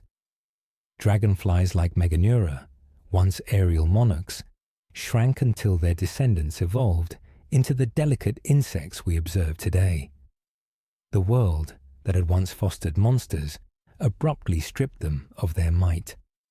The disappearance of these giants reconfigured the ecological equilibrium. Arthropods had formerly been the terrestrial apex predators, but their decline created opportunities for new creatures to ascend. Reptiles, possessing more robust lungs and tougher physiques, began to flourish where insects faltered. Their eggs, no longer requiring swampy environments, enabled them to proliferate across landscapes where forests had collapsed. In time, these modest reptiles would evolve into the ancestors of creatures far larger and more formidable than any insect. This transition prepared the ground for the age of dinosaurs. Without the overwhelming supremacy of massive arthropods, reptiles gained the freedom to expand, diversify, and assume new roles within the food web. Dinosaurs would not appear for many millions of years, but the conditions were being established. The reduction in insect size created the ecological vacuum that facilitated their eventual rise. The era of monstrous creatures concluded, but it cleared a path for a new type of sovereign to emerge. The emotional impact of this shift is profound. Imagine the silence that ensued after the cessation of giant wings buzzing overhead, the absence of claws scraping across the forest floor. What had once been a terrifying alien world teeming with oversized predators transformed into something less formidable, less overtly menacing. Yet, for the creatures alive at the time, this shift was not a liberation. It was extinction. For every giant that perished, entire food webs disintegrated alongside them. Earth was cleansing itself of one type of terror, only to pave the way for another. The reduction in insect size was not a temporary modification. It was permanent. Oxygen levels never again attained such extraordinary peaks. Consequently, the epoch of colossal arthropods was relegated to the past. Their descendants persist today, albeit in considerably smaller forms, serving as reminders of an age when the very air was dense enough to cultivate monsters. And as the forests continued to wither and the atmosphere stabilized into its new equilibrium, the world turned its focus towards the future. Life was entering a new phase, one where reptiles would assume control, and the grand narrative of terrestrial dominance would transition. From the dominance of insects, a new age emerged. The saga of the Carboniferous era is more than ancient history. It serves as a stark warning. Events from over 300 million years ago demonstrate the profound influence Earth's atmosphere has on the course of life. Fluctuations in oxygen levels didn't merely alter insect dimensions. They fundamentally reshaped entire ecosystems, determined survival and extinction, and paved the way for the planet's subsequent rulers. Life is intrinsically linked to the atmosphere, bound by it, sculpted by it, and dependent on it. Every breath an animal took, every leaf that unfolded towards the sun, every insect wing that ever fluttered in the air was interconnected with the gaseous composition of the sky above. When this delicate equilibrium shifted during the Carboniferous, the world underwent such drastic transformations that no terrestrial organism could escape its effects. The colossal arthropods lost their supremacy, amphibians faced severe challenges, and reptiles seized the burgeoning opportunities. Even a minor alteration in oxygen and carbon dioxide concentrations was sufficient to redefine Earth's biological narrative. Observing our planet today, we can discern comparable trends, albeit in distinct manifestations. Human activities are now modifying the atmosphere at a pace exceeding many ancient shifts. Carbon dioxide concentrations are escalating to levels unprecedented in millions of years. Temperatures are rising, oceans are changing, and ecosystems are already showing signs of immense stress. The lesson drawn from the Carboniferous is unequivocal. The air we breathe is not merely a backdrop to life's story. It is a principal actor, and when it undergoes change, all living things are compelled to adapt or perish. The resemblances are unsettling. During the Carboniferous, when plants extracted vast quantities of carbon dioxide from the atmosphere and oxygen levels surged, the world transformed into an unfamiliar and harsh environment. Fires were rampant, gigantic creatures flourished, and amphibians struggled to persist. Today, in a reversal, we are inundating the atmosphere with carbon dioxide, warming the climate, and creating pressures that reverberate across forests, oceans, and urban landscapes. The specific pattern differs, but the fundamental principle remains constant. Atmospheric change inevitably brings consequences. A sense of emotion is naturally stirred when we grasp that this is not merely a distant historical account set in stone. It is a reflection. History invariably repeats itself, though never in an identical fashion. The particulars may vary, yet the underlying rhythm is familiar. Just as the Carboniferous forest collapsed due to environmental shifts, modern forests today contend with drought, fires, and deforestation. Similarly, as the balance of life once tipped from insects to reptiles, it might now shift again, with numerous species disappearing while others take their place. We are currently navigating another pivotal moment in Earth's extensive experiment with life. What distinguishes this period is that we are not simply observers. We are active participants. Unlike the organisms of the Carboniferous, we possess the capacity to perceive, measure, and comprehend the forces at play. We can track the increase in carbon dioxide, monitor climate changes, and forecast potential outcomes. However, knowledge alone offers no immunity. If anything, it intensifies the responsibility we bear. The profound insight from the Carboniferous is that the atmosphere is never inert. It sculpts worlds, gives rise to imposing creatures, precipitates extinctions, and prepares the ground for whatever comes next. When it altered then, life adapted, but not without considerable loss. As we witness its current transformation, the pertinent question is no longer whether life will persist, but rather what form it will assume, and whether humanity will be among those who endure. As Earth's evolution progresses, this narrative guides us into the subsequent chapters of its tumultuous history, where survival and destruction intertwine in ceaseless cycles of creation and collapse. When we consider the Carboniferous age in its entirety, one truth becomes overwhelmingly apparent. Land was not a haven. It was a terrifying realm. Every segment of the forest floor, every swampy recess, every intertwining mass of roots and leaves teemed with creatures that pushed the very limits of biological possibility. Their bodies were energized by an oxygen-dense atmosphere, their appendages honed into formidable weapons by evolution, and their sheer numbers were so immense that escape was almost inconceivable. To traverse the land during that epoch was to find oneself in the midst of an endless hunt, with predators lurking not only ahead but above, below, and all around. The sheer abundance of life on land amplified the peril.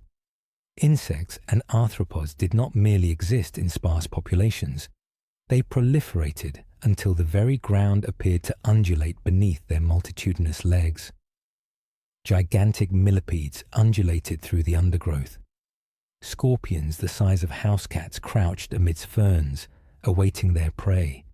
Enormous spiders wove webs spanning from tree to tree, transforming the forest into a deadly maze. Above, dragonflies with wingspans exceeding those of hawks patrolled the skies. Silence was non-existent here. Only the incessant clicking, skittering, and the constant awareness of being encircled pervaded the air. The land was not merely perilous. It was suffocating. Yet, the oceans presented a contrasting narrative. Compared to the terrestrial pandemonium, the aquatic environments offered a semblance of respite. Gigantism did not flourish in the same manner underwater, because oxygen diffused differently through water than through air. The inhabitants of the seas, though still dangerous, had not morphed into the monstrous extremes seen on land. Fish navigated the waters, some protected by scales as thick as armor, others equipped with formidable jaws, but none possessed the overwhelming presence of the land-dwelling arthropods. For early amphibians, water became a vital refuge. It offered concealment from predators too massive or clumsy to pursue them into the shallows. It was a sanctuary from the devastating fires that frequently swept through the oxygen-rich forests. It was an environment where survival felt attainable. This remarkable reversal of safety is what renders the Carboniferous so distinctive. In almost every other geological period of Earth's history, the oceans have harbored the greater terror. From the armored marine predators of the Cambrian seas to the colossal reptiles of the Mesozoic era, water has frequently been the domain of the most formidable hunters. However, during this unique chapter of deep time, the dynamic inverted. It was the land that became unbearable, the ground beneath one's feet, not the gentle lapping waves, promised danger. For scientists, this central theme offers profound insights into the intricate relationship between life and its surroundings. Safety is not a static state. It fluctuates depending on the forces that shape ecosystems. When the atmosphere was supercharged with oxygen, terrestrial organisms expanded into forms that pushed the very boundaries of survival. The oceans, buffered by their unique chemical compositions, maintained relative stability. The outcome was a world turned on its head, where refuge was found not in the forests or the skies, but within the aquatic depths. For us, reflecting on this truth, its emotional weight is undeniable. The Carboniferous stands as the sole period in Earth's history when the oceans offered the safer alternative. To survive, one would have opted to submerge beneath the surface rather than ascend onto dry land. This reversal is more than a mere fact. It is a powerful reminder of how peculiar and alien our own planet can be, and how the rules we now take for granted are far from immutable. As life continued its evolutionary journey, this balance would inevitably shift once more. The oceans would eventually spawn their own formidable creatures, and the land would witness the demise of its forests and the succession of its rulers. The narrative was far from concluded, and the stage was already being prepared for the next grand act in Earth's unfolding drama. When most individuals envision the terrifying creatures from Earth's past, their thoughts immediately turn to dinosaurs, towering predators like Tyrannosaurus rex with razor-sharp teeth, or colossal long-necked sauropods whose steps made the ground tremble, dominating our collective memory. Dinosaurs command the spotlight in movies, books, and museum exhibitions. They are the celebrities of prehistory. Yet, upon closer examination, there existed an earlier epoch that warrants just as much fear and fascination. A period so bizarre and unsettling that even dinosaurs pale in comparison. This was the Carboniferous, a largely overlooked age of terror, where the monsters were not towering reptiles, but arthropods with an abundance of legs, too many eyes, and an apparent lack of natural limitations to their growth. What renders this era even more haunting is its almost complete absence from our popular telling of Earth's history. Children grow up playing with toy dinosaurs, but few are aware that dragonflies once flew with wings wider than a hawk's, or that millipedes longer than an adult human once crawled across the forest floor. Dinosaurs inspire awe, but these earlier creatures evoke something deeper, a sensation akin to revulsion, dread, and incredulity. Dinosaurs can be admired from a safe distance. Monstrous arthropods cannot be kept at arm's length. They inhabit our nightmares precisely because they are kindred to the insects we already fear, merely magnified to a scale that defies comprehension. A contributing factor to the obscurity of this age of terror is that arthropod fossils do not command museum exhibition spaces with the same prominence as dinosaur skeletons. The complete skeleton of a towering sauropod can occupy an entire gallery, leaving visitors gazing upwards in sheer astonishment. In contrast, the flattened imprint of a gigantic millipede or dragonfly, while representing a world equally extraordinary, lacks the same immediate dramatic impact. Nevertheless, from a scientific standpoint, these fossils narrate a story as significant as any dinosaur bone. They serve as a crucial reminder that gigantism is not an enduring biological rule, but a transient boon born of specific, bygone environmental conditions. When atmospheric oxygen levels declined, these colossal forms vanished, leaving behind only echoes of their former grandeur. For us, contemplating this ancient era stretches the boundaries of what we deem possible on our own planet.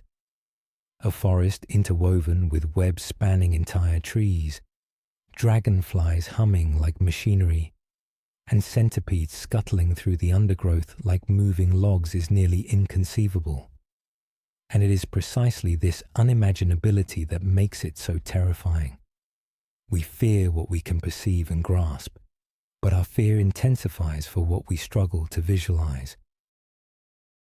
Dinosaurs are imposing and dramatic, yet they still resemble animals we can fundamentally recognize. Carboniferous arthropods, however, belong to a category that feels truly alien.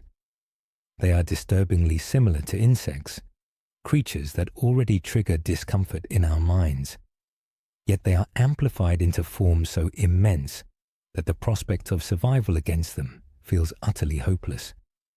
This is why the Carboniferous should not be relegated to a mere footnote in Earth's long history. It was a period when the planet generated nightmares unlike anything that preceded or followed it. If dinosaurs inspire awe, these earlier giants unequivocally inspire dread. And in many respects, dread is a more potent and enduring emotion.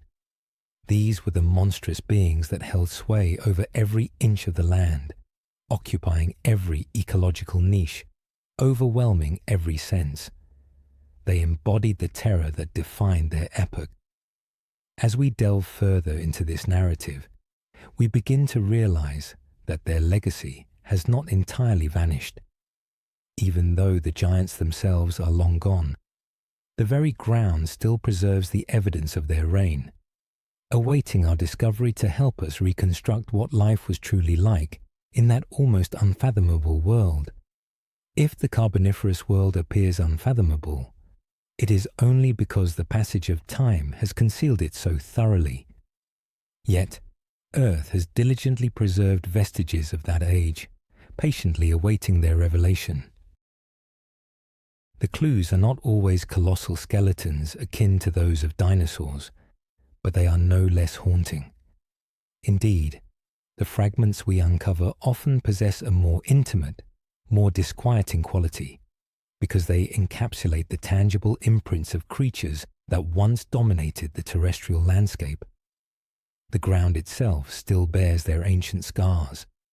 Among the most striking discoveries are the immense fossilized wings. Within coal beds and ancient sedimentary layers across Europe and North America, scientists have unearthed impressions of dragonflies so vast that their wingspans exceeded that of a hawk. When observing these fossils, the intricate venation of the wings is preserved with such exquisite detail that one can almost envision the shimmer of sunlight catching them mid-flight. These wings are not figments of imagination. They are direct imprints of formidable airborne predators that once filled the skies, descending upon their prey with terrifying precision. Each fossil represents a frozen echo of a creature that once buzzed like a living machine above the Carboniferous forests. Even more unsettling are the trails left behind by Arthropleura, a millipede capable of growing longer than a human being. In quarries and ancient riverbeds, paleontologists have unearthed tracks pressed into mud over 300 million years ago. These trackways extend for several meters, with each imprint marking the rhythmic movement of its numerous legs. Imagine standing before one of these fossilized trails. You are not merely observing a skeletal remains or a bone fragment. You are looking at the actual path an animal traversed, direct evidence of its immense weight impressing into the soft earth. The sheer scale of these tracks evokes a wave of dread, because they reveal not only the existence of such a creature, but also its confident, assertive movement, indicative of its complete dominance over its environment. Coal mines have also offered invaluable glimpses into this lost world.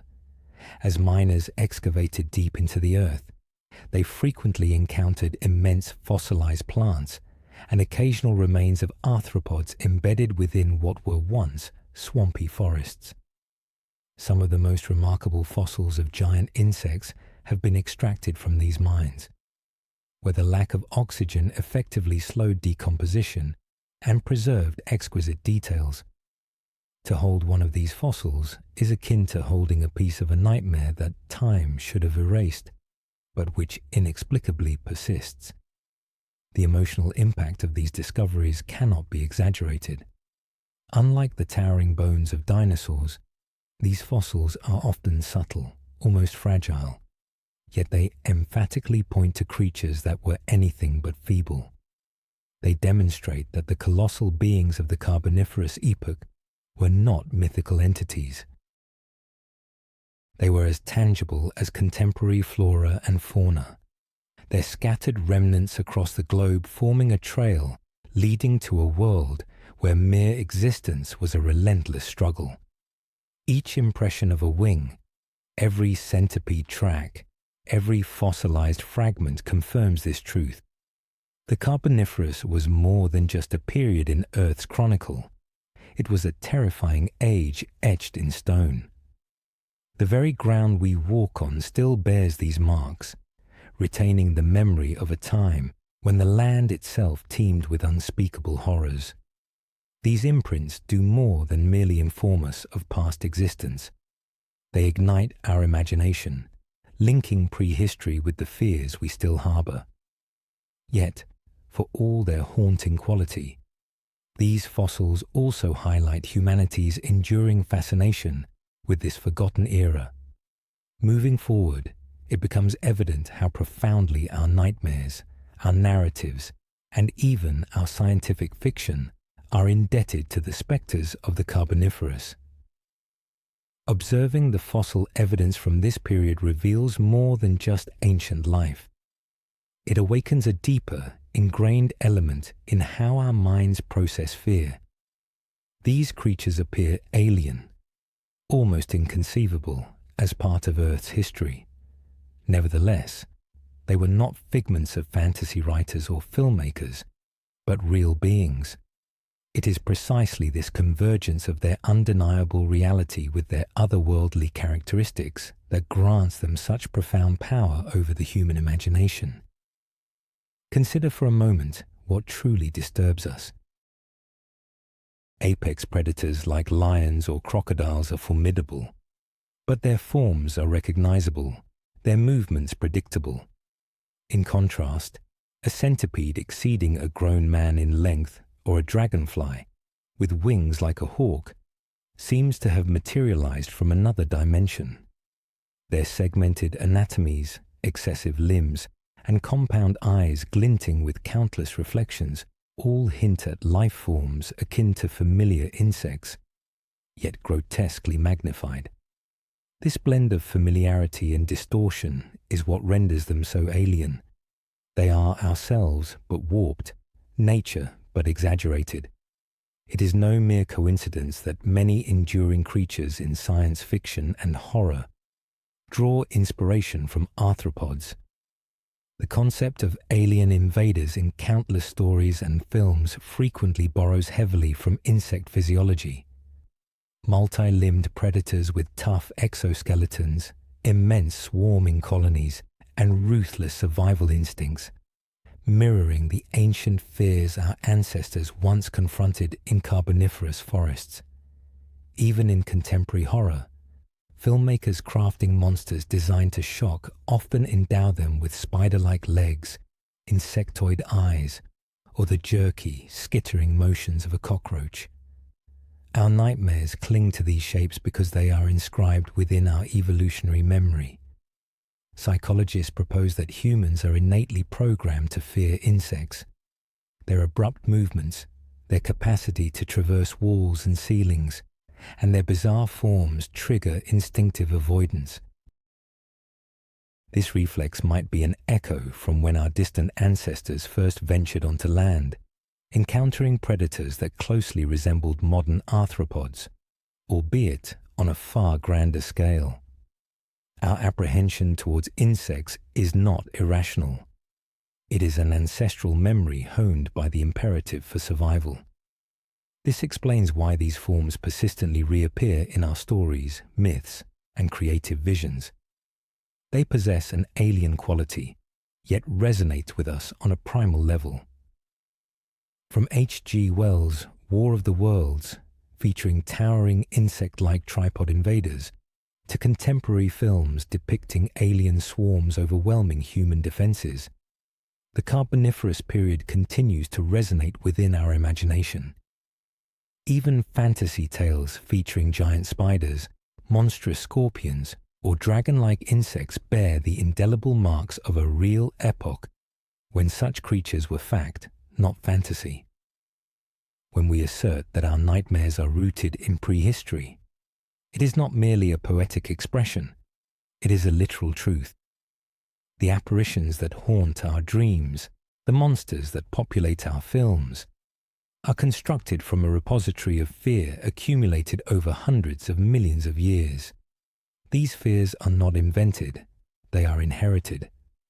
Every fossil, every impression of a wing or a track pressed into ancient mud, serves as a reminder that the narratives our minds craft are not wholly fictional. They are memories of an earth more bizarre and terrifying than anything we could conceive.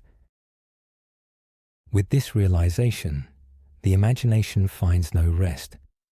It begins to ponder, what if these creatures had never vanished? What if the giants of the Carboniferous still walked among us today? Imagine stepping out your front door and grasping that the world is no longer designed for human existence. The air feels oppressive, denser than what we are accustomed to, saturated with oxygen that energizes not only your lungs, but also the creatures lurking in the shadows. Now visualize observing a centipede, longer than your entire body, gliding across the concrete, its numerous legs clicking in perfect synchronicity. The ground itself feels alive. The walls pulsate with life.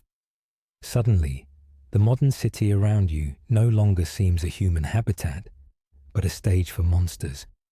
If the Carboniferous giants returned today, our world would be utterly transformed. Skyscrapers and highways would still stand, yet they would no longer belong to us. Picture dragonflies the size of hawks soaring between office towers, their wings shimmering with metallic green and gold in the sunlight. They would hunt not small flies, but birds, swooping with precise accuracy to devour prey mid-air. Parks and woodlands would become lethal traps, filled with webs stretched from tree to tree, spun by spiders immense enough to ensnare small mammals, or even a wandering child. A leisurely afternoon stroll would be inconceivable, as every path could lead into the waiting embrace of silk threads as strong as steel. Our roads and homes would offer no sanctuary. House cats and dogs would face peril from predators scuttling across floors. A scorpion the size of a domestic cat would no longer be a rare museum fossil, but a living neighbor, concealed under porches or lurking in basements, its tail arched high, wielding venom potent enough to fell anything it stung. Even the simple act of sleeping would be fraught with terror, for the night would be dominated by an incessant chorus of skittering legs and the metallic hum of wings. Cities themselves might not endure long under such conditions. Insects and arthropods of this magnitude would compete fiercely with us for food and territory. Entire agricultural harvests could be decimated overnight by swarms of oversized insects. Grain silos and food stores would be easily breached. Human agriculture, the bedrock of civilization, would collapse. Imagine attempting to defend a cornfield from dragonflies as wide as hawks and beetles large enough to gnaw through tree trunks. Farming would become an impossibility. The very atmosphere would turn against us. Oxygen at 35% might sound advantageous, but it would be poisonous to human bodies. Fires would ignite more readily, burning with greater intensity and speed, consuming entire towns before any reaction was possible. Every lightning strike could engulf a city in an inferno. We would be trapped in a world where not only the predators but the very environment was hostile. What then of our position in the food chain? Today, humans occupy the apex, but in a revived Carboniferous world, that status would be instantly revoked. We would not be the hunters. We would be the hunted. Our weaponry and technology might delay the inevitable, but coexisting with creatures that evolved to dominate land long before mammals even appeared would necessitate perpetual warfare for survival. The mere thought of venturing beyond the security of reinforced shelters would feel like a mortal gamble.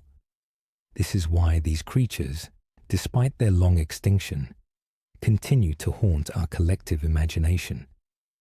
Contemplating their return compels us to confront the inherent fragility of our dominion. We live comfortably precisely because we inherited a world they vacated. But if the Carboniferous era returned, if those colossal beings again roamed the earth, humanity would truly comprehend what it means to exist on the precipice of extinction. If this notion unsettles you, it foreshadows an even profounder truth.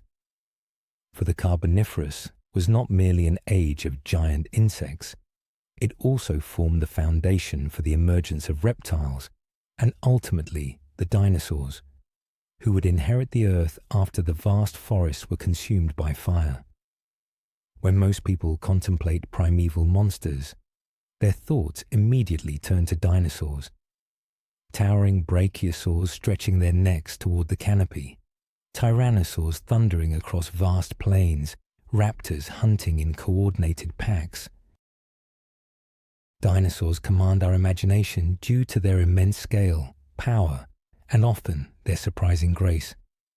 They inspire a sense of awe, a reverence we reserve for historical giants.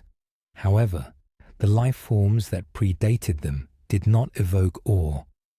They inspired unadulterated dread. The Carboniferous world was not a place for marveling at the sheer size of its fauna. One would not have stood in quiet wonder, observing their movements. Instead, every moment would have been permeated by the kind of primal fear that seizes the body before the mind can even process it. Dinosaurs were fearsome, certainly, but they were distant. They roamed the expansive plains and forests of a later epoch, their colossal dimensions separating them from intimate human experience. The creatures of the Carboniferous were different. They were ubiquitous, underfoot, overhead, rustling in the dark, buzzing through the canopy. There was no secure spot to stand, no safe corner to breathe. Imagine a forest where each step risked ensnaring you in a web, strong enough to hold you fast. Imagine the air filled with wings beating so thunderously they echoed like an approaching storm. Imagine the ground shifting beneath you, not from an earthquake, but from the locomotion of a centipede longer than your body, its armored segments scraping against the soil. These were not creatures to admire from afar. They were monsters that assailed every sense, transforming the natural world into a living snare. Dinosaurs, despite their bulk and ferocity, are often depicted with a degree of admiration. Paleontologists present their towering skeletal remains in museum exhibits. Children gaze upon them with fascination, inspired by their grandeur. Films and books portray them as rulers of their domain, but also as emblems of strength and resilience. Carboniferous arthropods, conversely, evoke a fundamentally different response. They trigger instincts more ancient than language itself. Our brains are hardwired to recoil at the sight of multiple legs, at the sound of buzzing wings, at the sensation of something skittering across the skin. They inspire not admiration, but revulsion and terror. Dinosaurs we admire, but these we dread. Science provides an explanation for this reaction. Dinosaurs existed in ecosystems that seldom intersected with the intimate spaces humans now inhabit. They operated on scales that feel alien, towering over us like mobile mountains. Yet, the arthropods of the Carboniferous thrived in environments that remain familiar. The forest floor, the overhead canopy, the air immediately surrounding us. Their presence feels intrusive because they occupied the crevices, the shadows, and the very ground beneath our feet. Unlike a Tyrannosaurus, which could be spotted approaching from miles away, a Carboniferous predator could be within arm's reach before its presence was even registered. Even their physical forms embody horror. Dinosaurs possess skeletons akin to our own, vertebrae and limbs we can recognize as distant relatives. Arthropods, however, are constructed on an alien blueprint. Hard exoskeletons instead of flesh, compound eyes instead of circular pupils, claws and pincers instead of hands.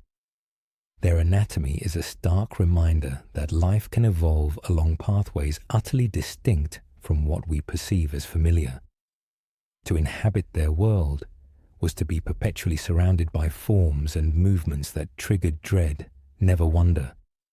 And yet, these creatures reigned with an authority unmatched in subsequent eras. They were not merely supporting characters to larger vertebrates. They were the apex predators and dominant life forms, shaping ecosystems in ways dinosaurs never fully achieved. Their supremacy was evident not in spectacular scale, but in pervasive presence. They occupied every niche and permeated every corner of the Carboniferous world. As the forest burned and oxygen levels declined, their dominion concluded, but their shadow lingers within us. This is why our nightmares continue to manifest monsters with too many legs, too many eyes, and movements too swift to follow. It explains why the nocturnal buzz of a mosquito can feel more unsettling than the distant roar of a lion. The Carboniferous instilled fear in our ancestors, and that fear remains active within us. This sets the stage for what transpired next. For when the Carboniferous giants fell, the world underwent another transformation, paving the way for new rulers. While some of their descendants persist among us in smaller, diminished forms, the throne they once occupied lay vacant, awaiting the ascendancy of reptiles and eventually the dinosaurs who would inherit their position. The age of Carboniferous monsters ultimately ceased, but the narrative did not completely close. Some of their lineages endured, shrinking in size as oxygen levels decreased and ecosystems shifted, surviving in forms far smaller and less menacing than their ancient forebears. Nevertheless, upon close examination, we can still discern them. The spectres of giants still walk among us. Consider the dragonfly. Today it is delicate, fragile, and frequently admired for its shimmering wings, as it day. A modern dragonfly's delicate frame, slight enough to perch on a fingertip, is merely a shadow of its former grandeur. Its ancestor, Meganeura, was an aerial titan, a hunter with wings spanning a hawk's, striking with devastating accuracy. The contemporary dragonfly is a mere whisper compared to the thunderous presence of its forebears. Yet, observe its hunting prowess, and the ancestral lineage is undeniable. Dragonflies remain among the planet's most adept aerial predators, snatching prey mid-flight with almost flawless precision. Each time one hovers above water, its wings beating in rapid bursts, it carries the echo of ancient skies once darkened by colossal predators capable of casting immense shadows over primeval forests. Centipedes, too, are remarkable survivors.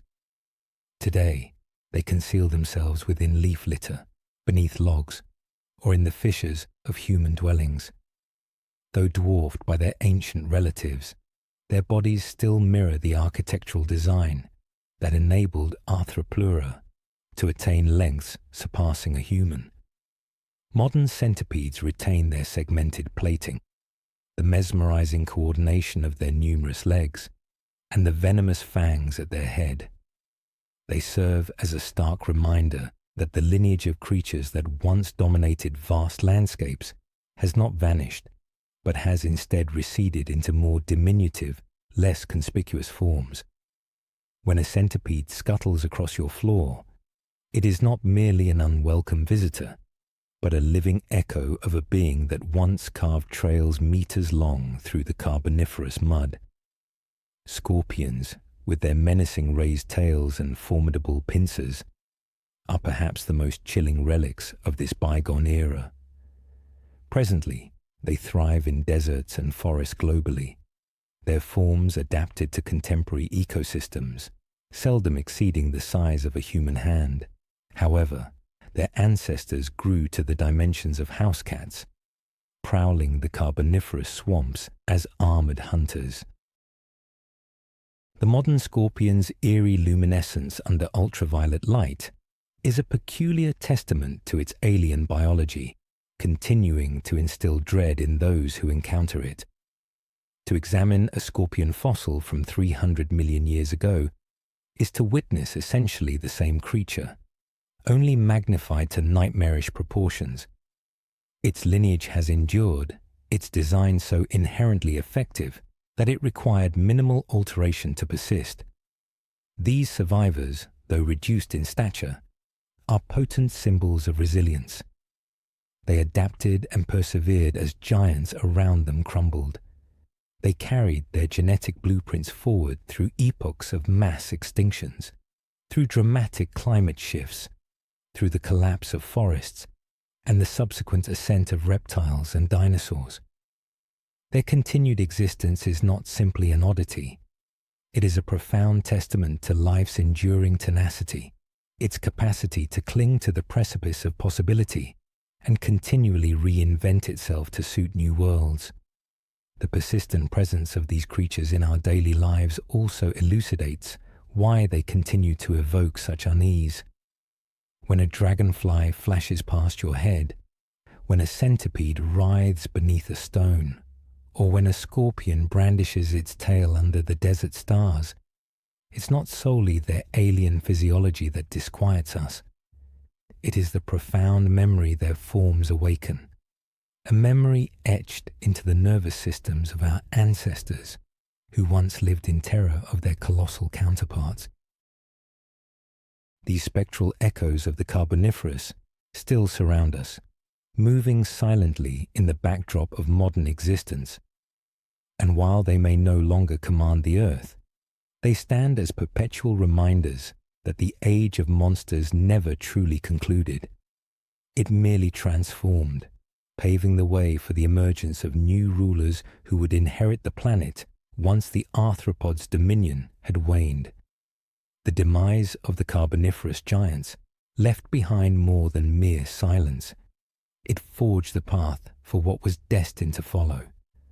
The dense forests that once choked the swamps with their unending greenery began to shrivel as atmospheric oxygen levels plummeted.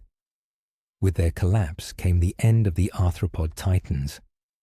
Yet, from that very devastation, new opportunities emerged, and those who endured inherited a world reshaped by infernos, scarcity, and falling behemoths. The stage was being meticulously set for the ascension of a vastly different kind of sovereign. Without the Carboniferous collapse, the epoch of dinosaurs might never have transpired. The disappearance of the colossal centipedes, scorpions, and dragonflies left entire ecosystems devoid of their dominant predators. For millions of years, these creatures had meticulously governed the equilibrium of terrestrial life, occupying virtually every niche, hunting relentlessly, and affording little room for vertebrates to proliferate. When oxygen levels drastically dropped and their supremacy fractured, it was as though the world itself had radically altered its fundamental rules. The eradication of these giant arthropods didn't just liberate physical territory within the forests and swamps. It created vast ecological vacancies. Small reptiles, which had already begun to appear during the late Carboniferous, suddenly encountered far fewer threats looming above them. They no longer contended with dragonflies capable of plucking them from the air, nor with centipedes longer than their own bodies that could snatch them from the ground. With the implosion of the ancient order, these reptiles found the liberty to climb, burrow, and proliferate. Their eggs, encased in protective shells, granted them an immense advantage in a world that had previously been hostile to delicate life.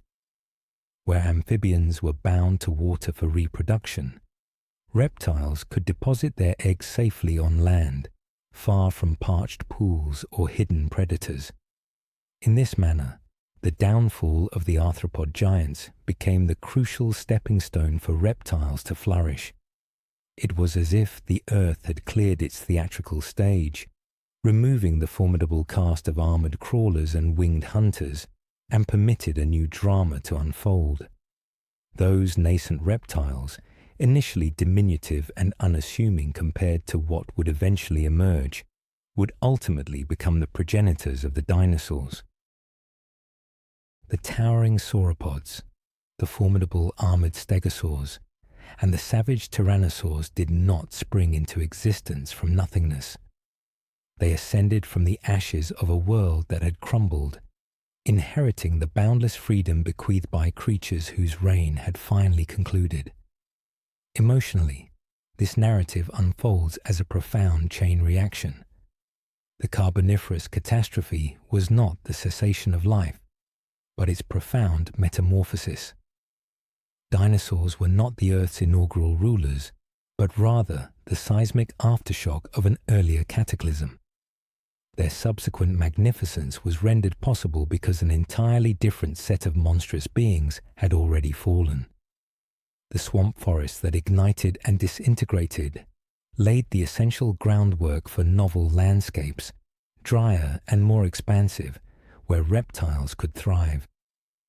Evolution is not a linear progression, but an intricate series of collapses and resurgence, where one empire must inevitably fall for another to ascend. When we marvel at the fossilized bones of a brachiosaur, or envision the thunderous footsteps of a tyrannosaur, we are witnessing the indelible legacy of this ancient planetary transition. Dinosaurs may appear to be nature's ultimate achievement, but in truth, they were the offspring of collapse. They occupied the immense void left by the giants of the Carboniferous, and their ascent was only conceivable because the world had first endured apocalyptic firestorms, suffocating atmospheric conditions, and the extinction of monsters that had once commanded every inch of terrestrial ground. The very forests that fostered the dinosaurs were born from devastation, and this relentless cycle of destruction and renewal would persist, repeatedly reshaping Earth until yet another cataclysmic event brought even the dinosaurs themselves to their ultimate end. Close your eyes for a moment and journey back into that primeval forest. Envision the air, heavy and dense, almost palpable in your lungs, permeated with the scent of decay and damp earth. The canopy stretches so immensely high and thick that sunlight struggles to penetrate, filtering down in fractured beams, dappling the swamp floor in iridescent patches of gold and shadow. Every sound is amplified, the resonant hum of wings as broad as birds, the sharp, deliberate clicking of armored legs dragging across bark, the subtle rustle of leaves as something vast stirs in the pervasive gloom. This was not a realm of solace or comfort. This was a world where every nook, every branch, and every fleeting shadow harbored a potent threat. You take a gingerly step, your foot sinking into the spongy ground, and instantly the forest appears to react. From above comes a thunderous beat of wings, and a fleeting shadow sweeps across your face as a dragonfly the size of a hawk darts overhead. Its multifaceted eyes gleam in the subdued light as it locks onto its unsuspecting prey, swooping down with surgical precision. The incessant buzzing is so deafening it reverberates in your chest like the roar of a powerful machine. And for an instant, you grasp that this is not merely an insect, but a finely tuned aerial predator utterly dominant in the skies of this ancient age. Then you hear it, a distinct scraping sound emanating from the undergrowth. Something substantial is dragging its armored body through the ferns. Initially, it seems impossible, too gargantuan to be real. But then you behold it, Arthropleura, a centipede longer than you are tall. Its countless legs pump in a mesmerizing, rippling wave as it traverses the forest floor. Each step is deliberate, ponderous, as if the very earth struggles under its prodigious weight. Its antennae sweep the humid air in questing arcs, discerning the dampness, sensing every mind vibration. You find yourself unable to avert your gaze, trapped between profound awe and primal revulsion, your skin crawling as you involuntarily picture what those myriad legs would feel like if they brushed against your body. And then the silence shatters once more. From the murky shadows of a tree trunk, you perceive something shimmering, a web, yet not the delicate lacework we recognize today. This is an immense lattice stretched across entire branches, its thick, glistening strands beaded with dew. And at its ominous center waits a spider the size of a small animal, its body a glossy black, its fangs twitching with chilling anticipation. One erroneous step, and you would not merely be entangled, you would be immediate prey. All around you, the forest pulses with life, but not in a manner that offers tranquility. It teems with palpable menace. The air resonates with the ceaseless hum of wings. The very ground trembles with the relentless motion of countless crawling bodies. The ancient trees conceal predators that know no slumber. Even when you pause to listen intently, the profound silence provides no comfort. Silence in this world signifies that something else is acutely listening to you. Something is patiently waiting. Now envision that there is no possible escape. The oceans, typically fraught with their own perils, suddenly feel like a far safer refuge. To venture onto land was to step into an unfolding nightmare where sheer size, overwhelming sound, and enveloping shadow conspired against you. This was not the romanticized danger of dinosaurs towering in the distance like mythical beasts. This was unadulterated terror up close, scuttling at your feet, buzzing relentlessly above your head, striking from every conceivable direction. You could not simply admire these creatures from a safe distance. You coexisted among them, and every single moment was a struggle for survival. And this is the profound truth that sends a chill down one's spine.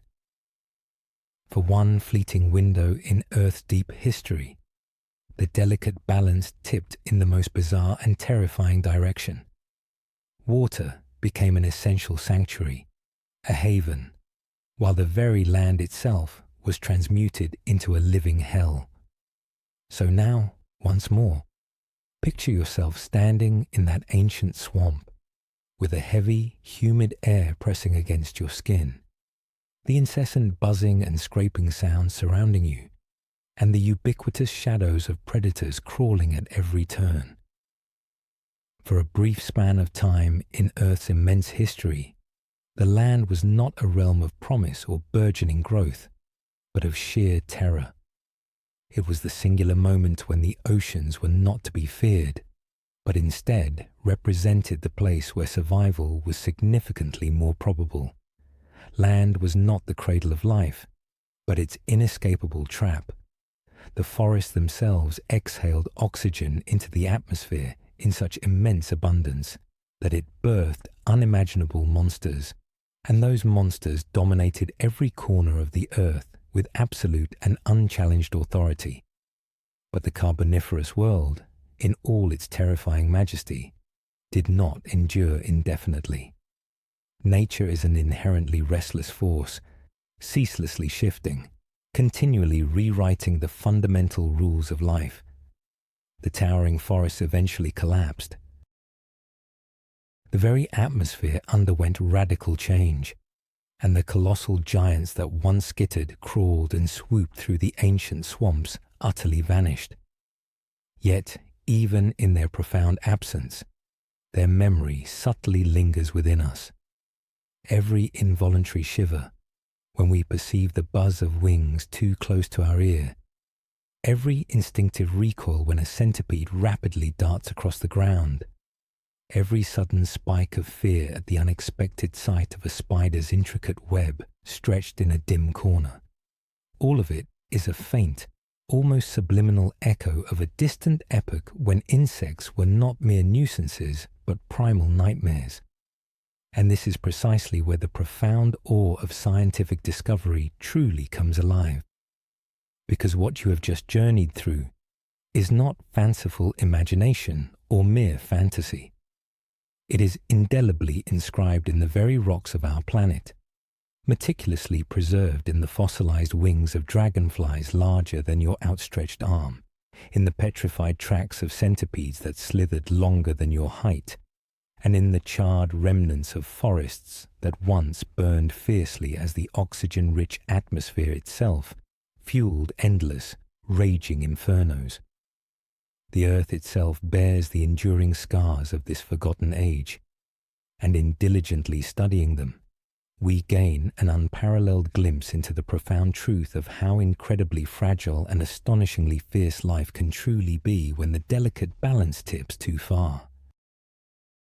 If this account of that world already feels unbearable, if it seems utterly impossible that such a nightmare could have ever truly existed on our planet, then brace yourself, because the Carboniferous was far from the most dire chapter in Earth's tumultuous story. Far darker days were still looming ahead. Imagine an extinction event so utterly complete that a staggering 90% of all life on Earth was irrevocably wiped away.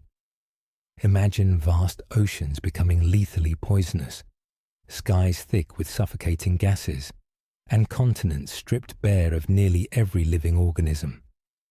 That cataclysmic event is chillingly known as the Great Dying, the Permian-Triassic extinction, and it stands as the single most catastrophic event our planet has ever endured. It was the agonizing moment when life itself teetered on the brink of absolute annihilation, when the ongoing story of Earth came within a single breath of ceasing forever. If the Carboniferous was a land teeming with monsters, then the Permian was a desolate world of profound silence, where those very monsters and almost everything else were utterly erased. Without that event, neither the magnificent dinosaurs, nor the evolving mammals, nor indeed even our own species would ever have had the opportunity to appear. And that, precisely, is the next extraordinary journey awaiting us. If you found this narrative unsettling, if you perceived the Carboniferous as terrifying, just wait. The true, ultimate end of the world is yet to unfold in this unfolding story, and it will make even the reign of giant insects feel like nothing more than a haunting prelude. So take one last, deep breath. Allow the vivid sounds of that buzzing, crawling, ancient forest to gradually fade from your mind and prepare to step forward into the next profound chapter. The epoch when Earth nearly